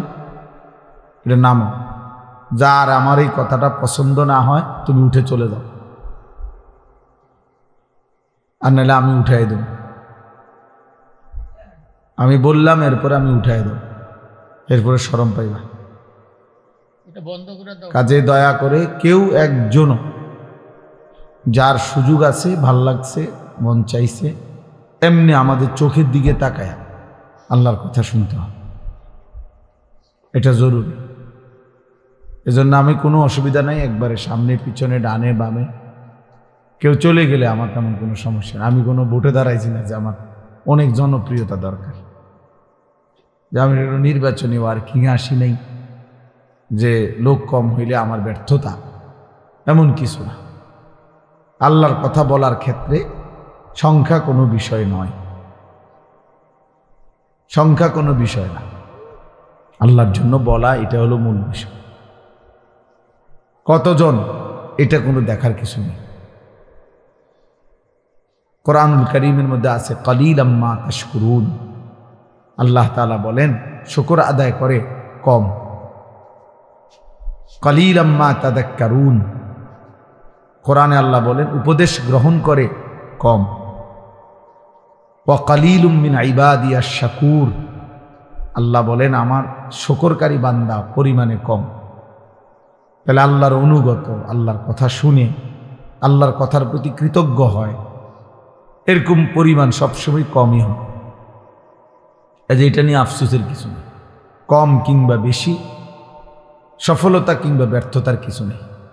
এখানে মনে করেন 50,000 লোক হইলে আমার কবর রাজা মাফ, তো কথা কয় না তো আল্লাহ বলি কি আমার বুটও খারাইলাম না, কবর রাজাবও মাফ হইল না, তাহলে আমার কি হলো? কাজে এখানে সংখ্যা কোনো কি না, বিষয় না। কতজন এটা কোনো কিছু না। সবাই চিনলে সফল, সবাই না চিনলে ব্যর্থ, এটা কোরআন সুন্নাহর কথা না, এসে ইসলামের কোনো বক্তব্য না। জনপ্রিয়তা কোনো জরুরি কোনো বিষয় না। কোরআনুল কারীমের মধ্যে 25 জন নবী এবং রসুলের নাম আছে। কতজন? তো মোট নবী রসুল কি 25 জন? তো বাকিদের নাম নাই কেন? যাদের নাম নাই ওনারা ব্যর্থ। পৃথিবীতে 5,000 সাহাবীর নাম কোনো কিতাবে নাই। সবগুলো কিতাবে একসাথ করে একবারে বাড়ি চালান দিলেও তো হবে না। 5,000 সাহাবীর নামও একসাথে পাওয়া যাবে না। তো 1.25 লক্ষ সাহাবী তো বিদায় হজ্জের ময়দানে, আরাফাতের ময়দানে নবীজির সামনে ছিল। হজের সময় নবীজি যে বছর হজ করেছেন 1.25 লাখ সাহাবী ছিল। তাহলে 1,25,000 সাহাবীর মধ্যে 5,000-এর নামও তো কোনো কিতাবে নাই, কোনো বইতে নাই, ইতিহাসে নাই, নাই ওনাদের নাম কেউ জানে না।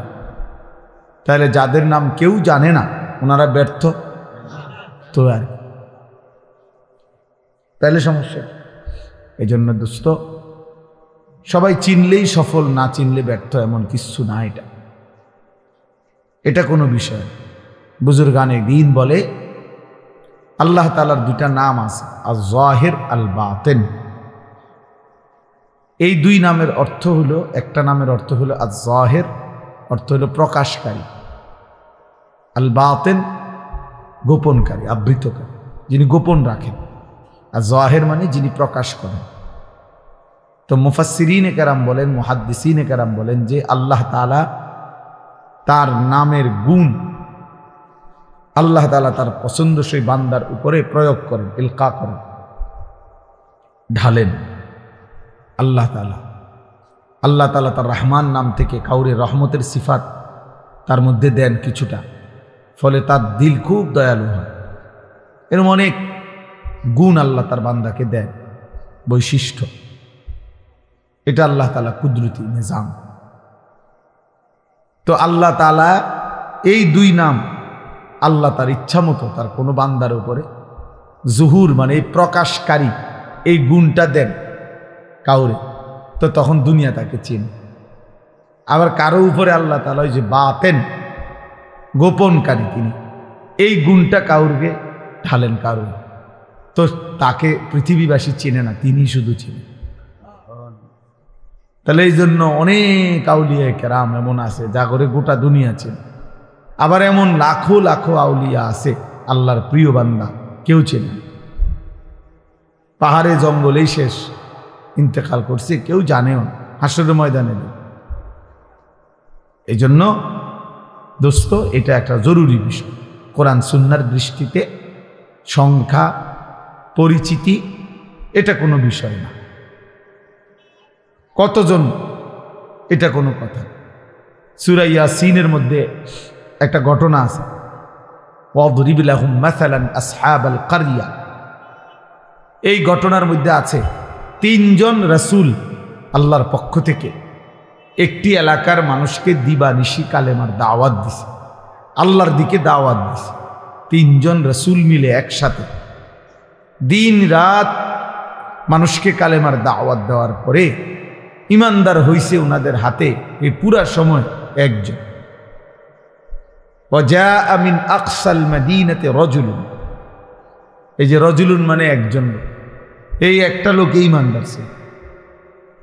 তাইলে 3 জন রাসূলের দাওয়াতে কালেমা পড়ে মুসলমান হয়েছে, ইমানদার হয়েছে কয়জন? তো উনারা ব্যর্থ, ওনারা এইটা মনে রাখতে, এটা মনে রাখতে হবে। এজন্য আল্লাহর কথার দিকে আন্তরিক হওয়া দরকার। কম হোক বেশি হোক, যে মনোযোগ দিয়ে, জওয়ান কিংবা বুড়ো, আল্লাহর কথা যে দিল দিয়া মনোযোগ দিয়ে আন্তরিকতা নিয়ে শুনে, আল্লাহ তার জিন্দিগি ধীরে ধীরে বদলায়। কোনো গাফেল বদলায় না, অলস বদলায় না, গাফেল গাফেলই থেকে যায়। খামখেয়ালি, অবহেলা, অলসতা। কোরআনুল কারীমের মধ্যে আছে, আল্লাহ তাআলা আমাদের নবী সাল্লাল্লাহু আলাইহি ওয়াসাল্লামকে বলছে, এই যে এখন আমাদের প্রিয় ভাই মাওলানা মুফতি ইউসুফ বিন ইকবাল, আপনারা যদি কেউ শুনে থাকেন তার বয়ান, তো আন্দাজ করবেন যে সে কি পরিমাণ পড়াশোনা করছে।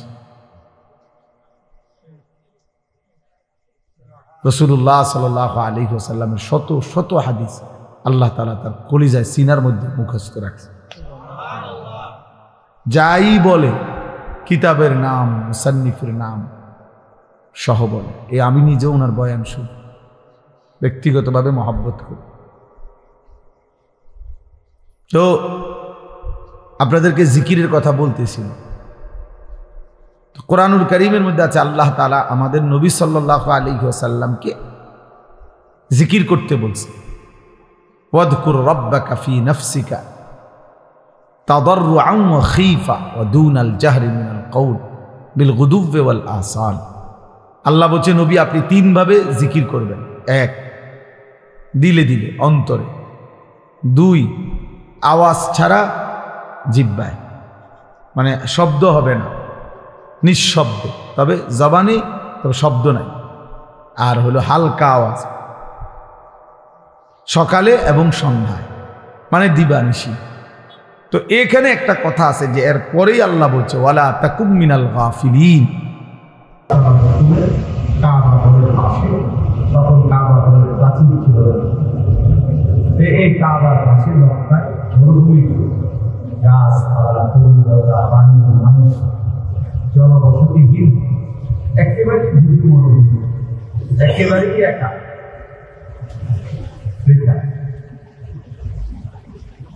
এরপরে কিছুদিন পরে আল্লাহ তাআলা বলছে,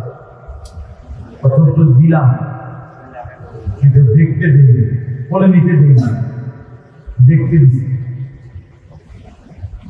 এখন দূরে সরাই দিচ্ছি, তো মনে মনে সান্ত্বনা ছিল, আচ্ছা যাক, না দেখলে কিছু আছে, দূরে হলেও আছে। আল্লাহ তাআলা বললেন, না, আর দুনিয়াতেই কাটবে, বরং তাকে জবাই করে আমার কাছে দিয়ে দেওয়া। বললেন, ঠিক আছে, আসসালাম, আমি মেনে নিই, আমি মেনে নিই।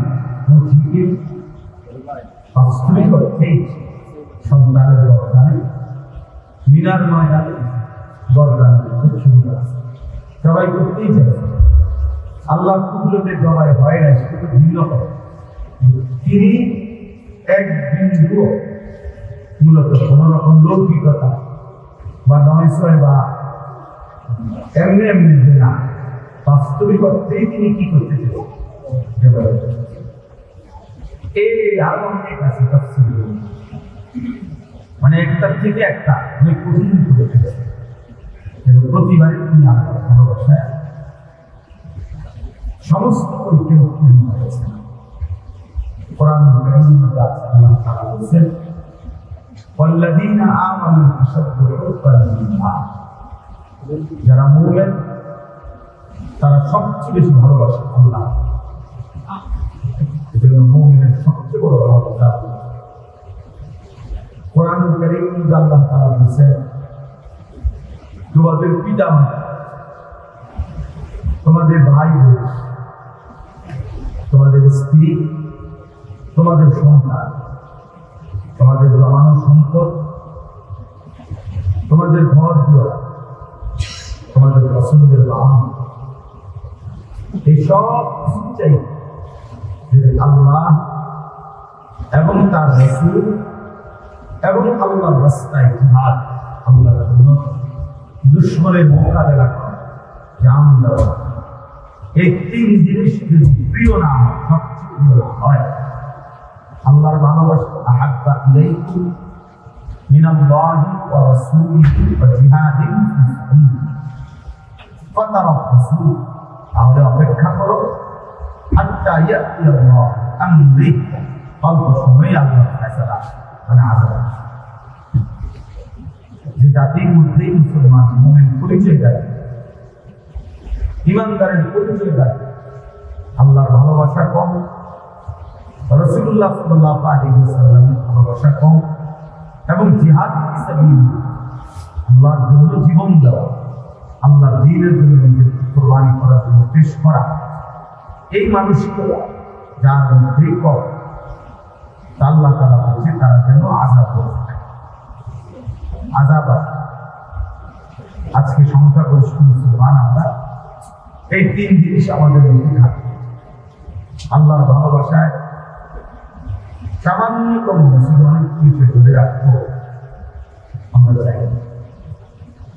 কিশোর বলেন, যুবক বলেন, বৃদ্ধ বলেন, যে মিথ্যা অন্যায় অপরাধের সাথে জড়িত, উনি এটা ছাড়বার কোনো মানসিকতা প্রস্তুতি নাই, ইচ্ছা হবে।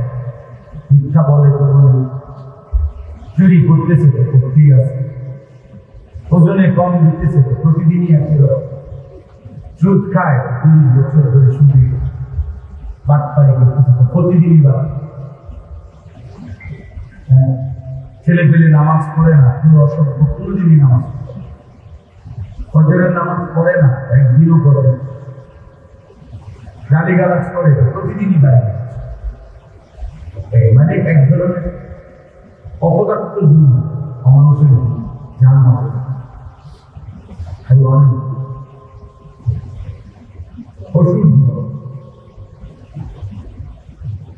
যে জীবন ধারাবাহিক সেটা কোনো মানুষের কোন মুসলমানের জন্য ধারাবাহিক লাগাতার গুনাহ করা অসম্ভব। আর যে কোনো মুসলমানের জন্য গুনাহ হওয়া সম্ভব, গুনাহ হবেই, অপরাধ হবেই, এটা স্বাভাবিক, কিন্তু অপরাধ লাগাতার করতে থাকে এটা অস্বাভাবিক। এইটা স্বাভাবিকতা বোঝা গেছে। সে তার নিজের পরিচয় কর্তব্য ভুলে গেছে,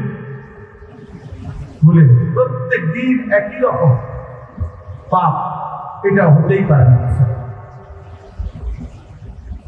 মানুষের হুচট খাইতে পারে, কেউ নিয়ম হলেও কেউ চলার পথে জীবনে হুচট খাইতে পারে, ইসলা খাইতে পারে, কখনো সকল কারো কোনো কাজে ভুল হইতে পারে, ব্যর্থতা হতে পারে, লস হইতে পারে, কিন্তু যে কোনো দুনিয়ার ব্যবসায়ী ওইটা বুঝবে। কেউ লাগাতার ৩০ বছর প্রতিদিন লস খায়, কেউ ৩০ বছর বাড়ির রাস্তা দিয়ে বাজারে যায়, প্রত্যেক দিনে আসার খায়, এমন হয় এটা আহ্বান করে। এটা কেউ শুনলে বিশ্বাস করে, একদিন ইসলা খাইছে, ২ দিন ৩ দিন সে সতর্ক হয়ে আছে, যেখানে একটু জায়গাটা একটু সতর্ক হয়ে আমার, তাইলে এটা খুব জরুরি। আল্লাহ তাআলা ভালোবাসা, রাসূলুল্লাহ সাল্লাল্লাহু আলাইহি ওয়াসাল্লামের ভালোবাসা, আল্লাহর রাস্তায় আমাদের ছেলেরা যদি একটু বুঝতে আল্লাহর জন্য জীবন দেওয়া, আল্লাহর দ্বীনের জন্য সর্বোচ্চ ত্যাগ স্বীকার করা, তাহলে ইসলাম আরো অনেক দুশ্মন আরো বেশি করে। কিন্তু ছেলে ছেলেদের চেহারা ছেলে ছেলেদের চলাফেরা দেখুন, শয়তানও বলবে আমি তাই শয়তানি, এত বিচিত্র চুল, এত বিচিত্র শয়তানি, দুষ্টামি, গুনাহ, অশ্লীলতা, মানে ইবলিসও শয়তান সম্পূর্ণ এই নাচ ছেড়ে শাহওয়াতের মনের একটা সভ্য চাহিদা আছে, লজ্জাস্থানের একটা চাহিদা, এইটা ভোলা। এর জন্য নারী সারাদিন রোদ গরম আগুন আগুন হুজুর আপনি বয়স্ক মন্ত্রী মাদ্রাসা যেখানে যায় অপদার্থের হাত থেকে সেইটা নিয়ে নিজের মতো আসতে নিজের মতো নিজের মতো সুন্দর। মানে এই পৃথিবীতে কেউ তাকে ভালো বলে না মন্দ বলে, আমি তার দিকে টাকা কিচ্ছু বলে কিছুই বলে নিজের মতো।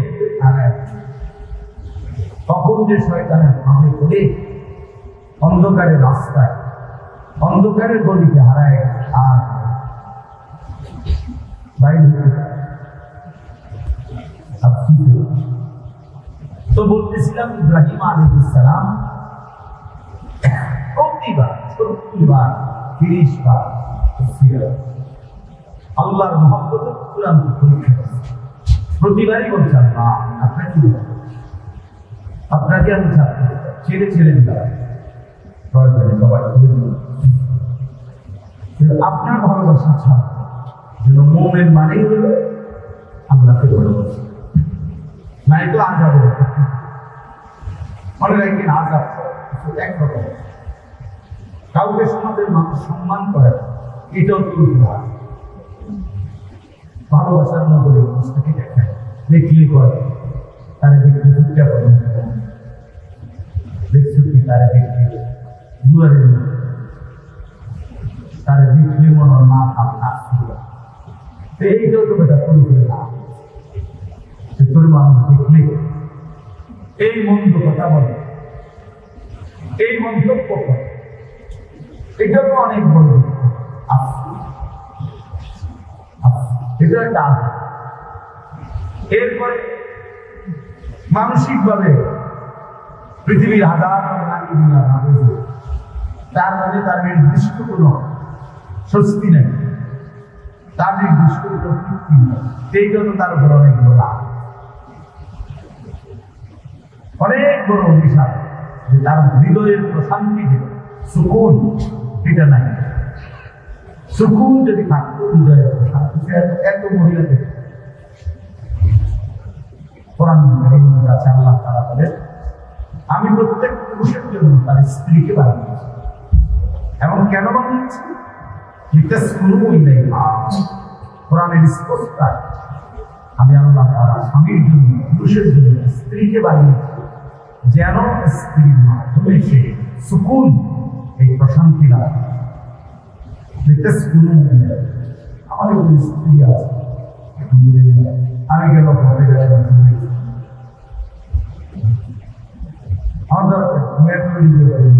আমাকে আর কাম নাই, আমি অনেক ছেলে আমার আসছে মাথা এটা বুদ্ধি আছে তুমি একটা আসতে এক নারী কেটে আর কোনো কাম নেই, আর কোনো উদ্দেশ্য নেই। তো এই জন্য বললাম আযাব বিভিন্ন ধরনের, মানসিক প্রশান্তি চলে যাওয়া, হৃদয়ে অশান্ত হওয়া, এটা অনেক বড়। স্বস্তি নাই, তৃপ্তি নাই, এই হারাম একটা রকম তৃপ্তি নেই। 100 টাকার মানুষ এই হারাম না, খুব ঝামেলা আছে, খুব ঝামেলা। তারপরে আরো 3টা কাজ করতেছে সাইডে, সেগুলোর মধ্যে ঝামেলা আছে। এই ঝামেলা আছে, ঝামেলা আছে। লোনও শেষ হয় না, কিস্তিও শেষ হয় না, সুদও শেষ হয় না, না করবো না থামবে 50 বছর 60 বছর অহরণ দুনিয়ায় বুঝে গেল না, আখেরাত তো নাই, দুনিয়াও তো বুঝে গেল। খাইবার খাইবার এক শয়তানের প্রলোভন করে এখন পর্যন্ত পরে আরাম পরেটা কোন সময়, কত বছর পরে? 200 বছর পরে, 200 বছর পরে নিয়ে আরাম। মনে করছি পরে আরাম, এখন আগে খরচা, ডানে বামে হালাল হারাম জায়েজ না যায় সব খামান, পরে আরাম, পরে আরাম।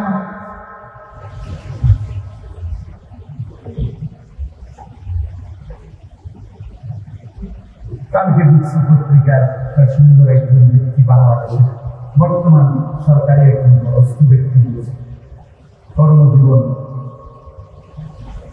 এমন ভাবে শেষ করবেন যেন কর্মজীবনের শেষে হাত ধরা করতে হবে।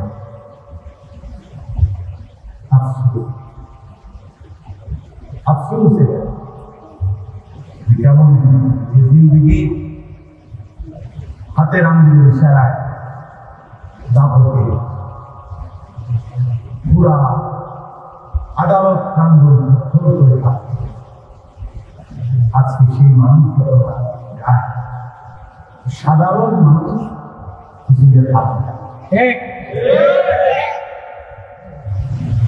হায় অহংকার, অহংকার, হায় হায় কি নিদারুণ নির্বাক থাকায় একটা শব্দ উত্তর দেয়, কি বলবে এরপরে, আর কি বলবে এরপরে, আর কি বেশি পথচারী ভারসাইয়ের মাথায় পুলিশের বিরুদ্ধে সেই আদালত, যে আদালত আমি ইশারা করতে, তাহলে অহংকারের দুনিয়া যদি এতটা অপমানজনক হয়, তার আসলে আমাদের রাজনীতির হিসাবে আমি কোনো রাজনীতি বাস্তবতা আমার কাছে খুব আশ্চর্য, যারা কি স্বার্থ করে না, কি ভীষণ আশ্চর্য। এই জন্য একদিন নামাজ নাই, সেগুলা আমরা ছবি মোবাইল বিশ্ব নিয়ে থেকে জীবন শেষ হয়, কুত্তাও নাম কুত্তাও নাম কুত্তা বেনামাজি মনে রাখছি তোর নাম কুত্তাও নেই।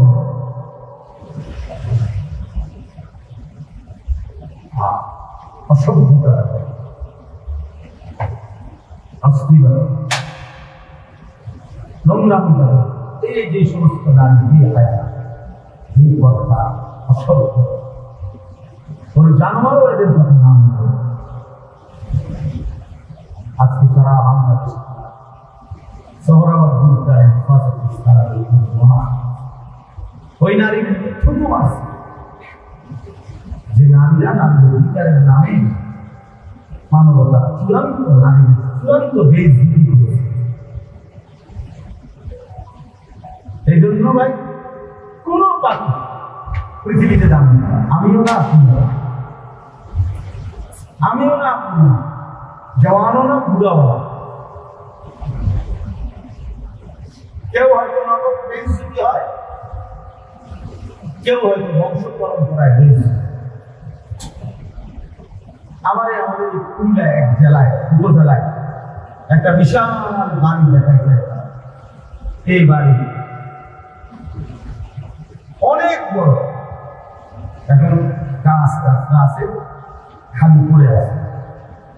তো লোকেরা আমাদের দেখাইছে এই বাড়ি এমন কিছু মানুষের বাড়ি ছিল, এত সম্পদশালী, কিন্তু প্রতিনিয়ত তারা ছোট বড় সবাই মানুষের উপর জুলুম করে, কত মানুষের উপরে জুলুম করছে, কত মানুষের অন্যায়, কত নারী সর্বনাশ করছে, কত পুরুষের সর্বনাশ, কত মানুষের সম্পদ লুণ্ঠন করছে। এই জুলুম করতে আজকে তাদের পুরা বাড়ি বিরান করে আছে, একটা মানুষের একজন লোক নাই, একটা বাচ্চাও নাই। আমি নিজ চোখে দেখছি ঘুমাইতে আছে, বসে আছে, অহংকার নাফরমানি করি না। এই জন্য প্রিয় ভাই, এই আমরা কয়জন যে কয়জনে আসছি শুনলাম বুঝতেছি আল্লাহকে ছেড়ে তো ইজ্জত ফিরে সম্মান হয় নগদ, একটা বংশ পরম্পরায় হলেও একদিন আমার কাছে কিতাব আছে, তাফসীর আছে, ইমাম আমাশ রাহমাতুল্লাহ আলাইহি প্রত্যেক সূত্র পরবর্তী 40 থেকে বছরের ব্যবধানে তার বংশধর পরবর্তী প্রজন্ম আল্লাহ এবং নিশ্চিন্ন করে।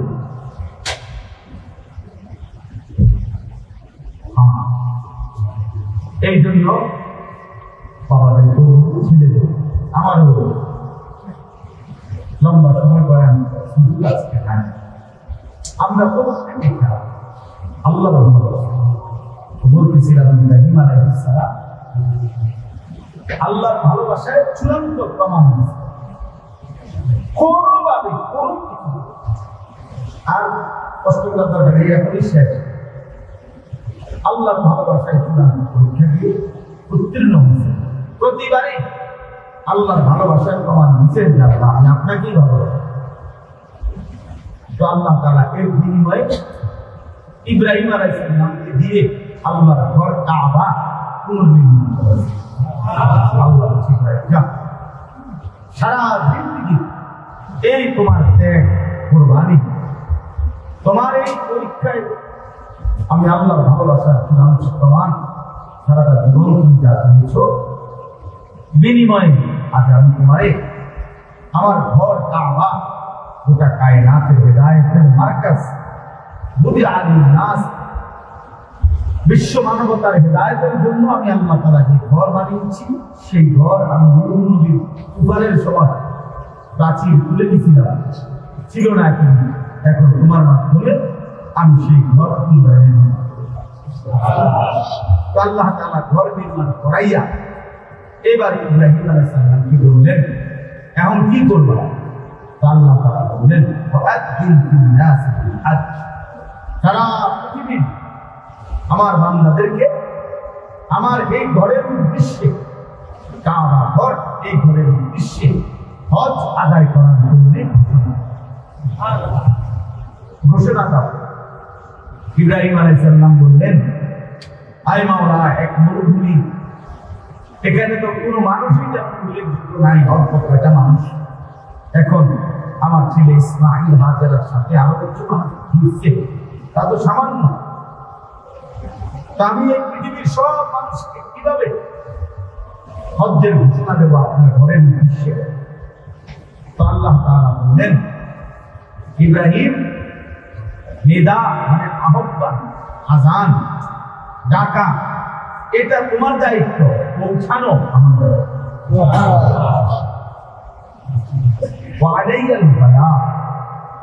পৌঁছানো আমার দায়িত্ব। তুমি আযান দিয়ে রাখো, এরপরে শোনো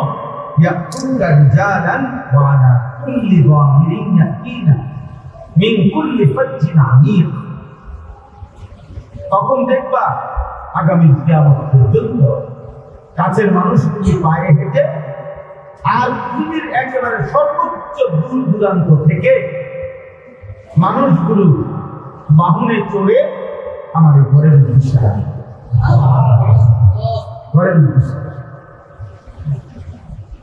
ফলে দূর ধরে আল্লাহ পাক রব্বুল আলামিন সারা পৃথিবীর শেষ প্রান্ত যে মুমিন থাকে, ঈমানদার থাকে, আল্লাহ তাআলা তার কলবেও আল্লাহর ঘরের প্রতি এক চরম আকর্ষণ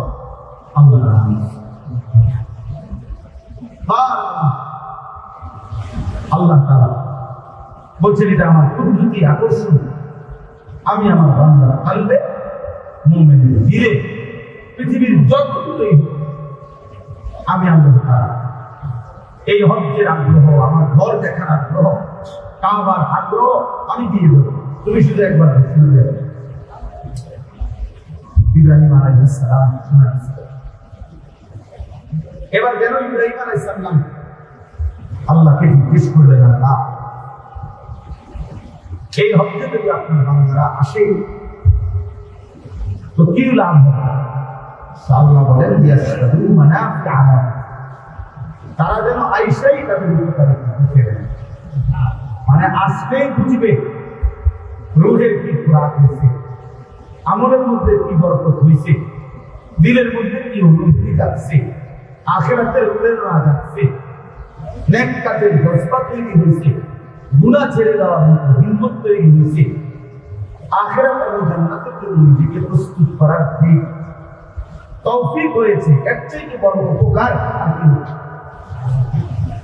এর চাইতে বড় এই জন্য আলহামদুলিল্লাহ যুগ যুগ ধরে হজ্জের বরকতে, আল্লাহর ঘর জিয়ারতের বরকতে, মক্কা মদিনার এই সফরের বরকতে মানুষের জিন্দেগিতে বড় ধরনের কি হয় পরিবর্তন।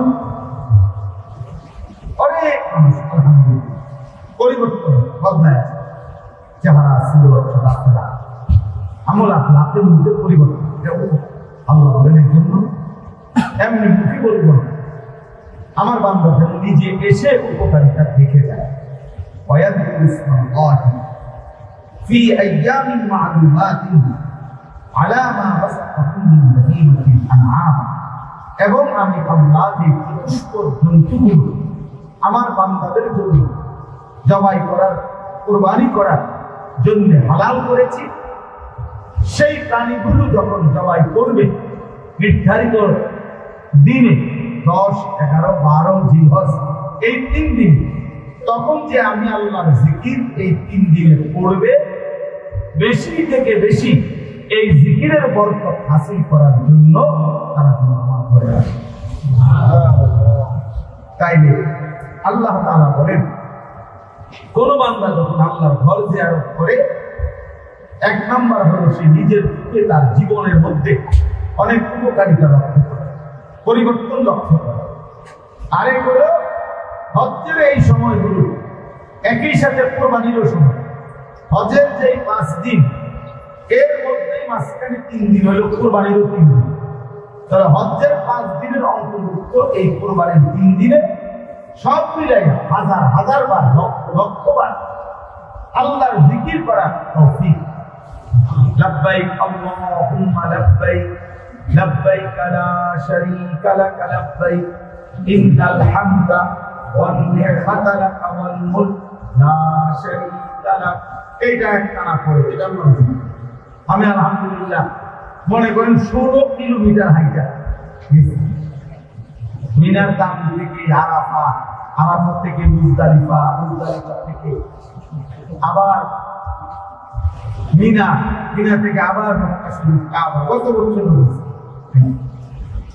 এই সময় হৃদয়ের একটা আলাদা আল্লাহকে জিকিরের বরকত হাজার হাজার আল্লাহ স্মরণ বান্দার জবানে মস্ক হয়ে যায়। তাওয়াফ করে বারবার, আরে ছাত্রর নাম কি? নূর মোহাম্মদ। এই আমার একটি ছাত্র আছে, আমি 1990 সালে যেন 2018 সালে মনে হয় না, তো আমি যখন হজে গেছি ও আমার সাথে দেখা করতে আসে, কাবা হয় জিদ্দা থাকে। তো আইসা আমার বলতেছে আমি তো বুঝছি মাথা, তো বলছে চলেন না আমাদের একটু নাস্তা করাবো। আমি বলছি না, আমার তো আরো 10টা তাওয়াফ পুরানো, তো তুই বল আমি একটু পরে যাই। তো আমাদের সাথে একদিন কয়টা তাওয়াফ হলো যে 10টা তাওয়াফ, 10টা তাওয়াফ শেষ করে কি চলে 7 চক করে 1 তাওয়াফ। তার অনেক আগে, একটু আগের থেকে শুরু করছি, টানা একটু পর ধীরে ধীরে নিয়োগ করছিলাম 10টা তাওয়াফ। তো তো ওই সময় এটা দেখছি যে ভালোবাসা আল্লাহর ঘর জিয়ারতের ঘর এত বেশি পরিমাণ আল্লাহর জিকির নসিব হয় যেটা অন্য সময় হয়। এইটাই আমি বলছি যে আমার ঘরের হজ করতে আসতে বলো, ঘোষণা দাও, আমি আল্লাহ পৃথিবীর শেষ প্রান্ত থেকে আমার বাবা দাদাকে আনবো, আর এনে আসবে তারা নিজের চোখেই উপকার দেখবে নিজের জীবনে। আর আমি আল্লাহ তাআলা জিকির হজ্জের দিনগুলোতে, কুরবানির দিনগুলোতে বেশি বেশি আমি আল্লাহ তাআলা জিকির করি, এরই মাঝখানে কুরবানিও করি। এই জন্য তাফসীরের মধ্যে আছে কুরবানির মধ্যে মূল মাকসাদ কি? আল্লাহ। কুরবানির মেন নামটা কি? প্রাণীটা। কুরবানির মেন মর্ম, হাকিকত, নিগুণ তথ্য হইল এই কুরবানির প্রাণী জবাই করার সময় যে আল্লাহর নাম কর, বিসমিল্লাহ আল্লাহু আকবার বলে, এই যে আল্লাহর নাম নেয় সবাই চিৎকার দেয়, এইটা যে বলে আল্লাহর নাম নেয়, এইটাই আল্লাহ তাআলা, এইটা মূল মাকসাদ, মূল মাকসাদ। কথা শেষ। হজ্জের মৌসুম এখন সারা বাংলাদেশ থেকে, সারা পৃথিবী থেকে আল্লাহর বান্দারা হজ্জের সফরে ছুটতেছে। আলহামদুলিল্লাহ ফ্লাইট শুরু হয়ে গেছে 29 তারিখ থেকে, এখন তো চলতেই আছে। আমাদেরও ফ্লাইট 28 তারিখ ইনশাআল্লাহ। তো সারা পৃথিবীর আল্লাহর বান্দারা হজ্জের সফরে যাইতেছে, কোরবানির প্রস্তুতি নিতেছে। আমাদেরও এটা মনে রাখা চাই, হজ এবং কুরবানি ইসলামের এই গুরুত্বপূর্ণ মহিমান্বিত ইবাদত। এই ছোট বড় প্রত্যেকের দিলের মধ্যে এটা চাওয়া উচিত যে আল্লাহর ঘর জিয়ারত করব। আমি সব সময় বলি যে এই চোখ কালো গিলাফ আল্লাহর ঘর কাবা দেখে নাই, যে চোখ মদিনার সবুজ বন্ধু রাসূলের রওজা দেখে নাই, এই চোখ যেন কিছুই দেখে নাই, ওই চোখ যেন কিছু দেখে। এই জন্য চোখের সার্থকতা, চোখের বুদ্ধি বাড়বে, চোখের শক্তি বাড়বে, আল্লাহর মহব্বত বাড়বে, রাসূলের ভালোবাসা বাড়বে, আল্লাহর ঘর জিয়ারতের শক্তি। ছেলেরা বয়স্ক, আমাদের দেশের বুড়া মানুষ, ওনারা ও ছেলে জিনিস পাড়াইয়া সব সংসারের কাজ খাইয়া, ছেলেরা যদি কেউ দয়া করে জিনিস পাড়ায় তাহলে এই আশা, অথচ উনি টাকা ব্যবস্থা করে এত বড় সংসার সব বুঝাইছে, লক্ষ লক্ষ টাকা, 3 তোলা বিদেশ পাড়াইতে 3-12-36 লাখ টাকা লাগছে, উনি মিলাইছে, বাইরে বিল্ডিং করছে, রাস্তার লগে জমি কিনছে, ফার্নিচার করছে, সব ব্যবস্থা করে অসুবিধা হয়েছে না। কিন্তু নাফরমানদের যখন বলা হয় আল্লাহর ঘরে হজ করবেন না, এই সময় আমি বুঝতে আছি বুঝাইতে যদি ভাড়া তাহলে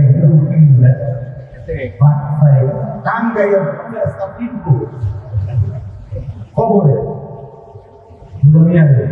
একদম আর্জেন্টিনা জায়গায় হলে তখন মস্কারি কান্ডি করছে, তামাশা তার সাথে আল্লাহ আমাদেরকে মাফ করে দেন।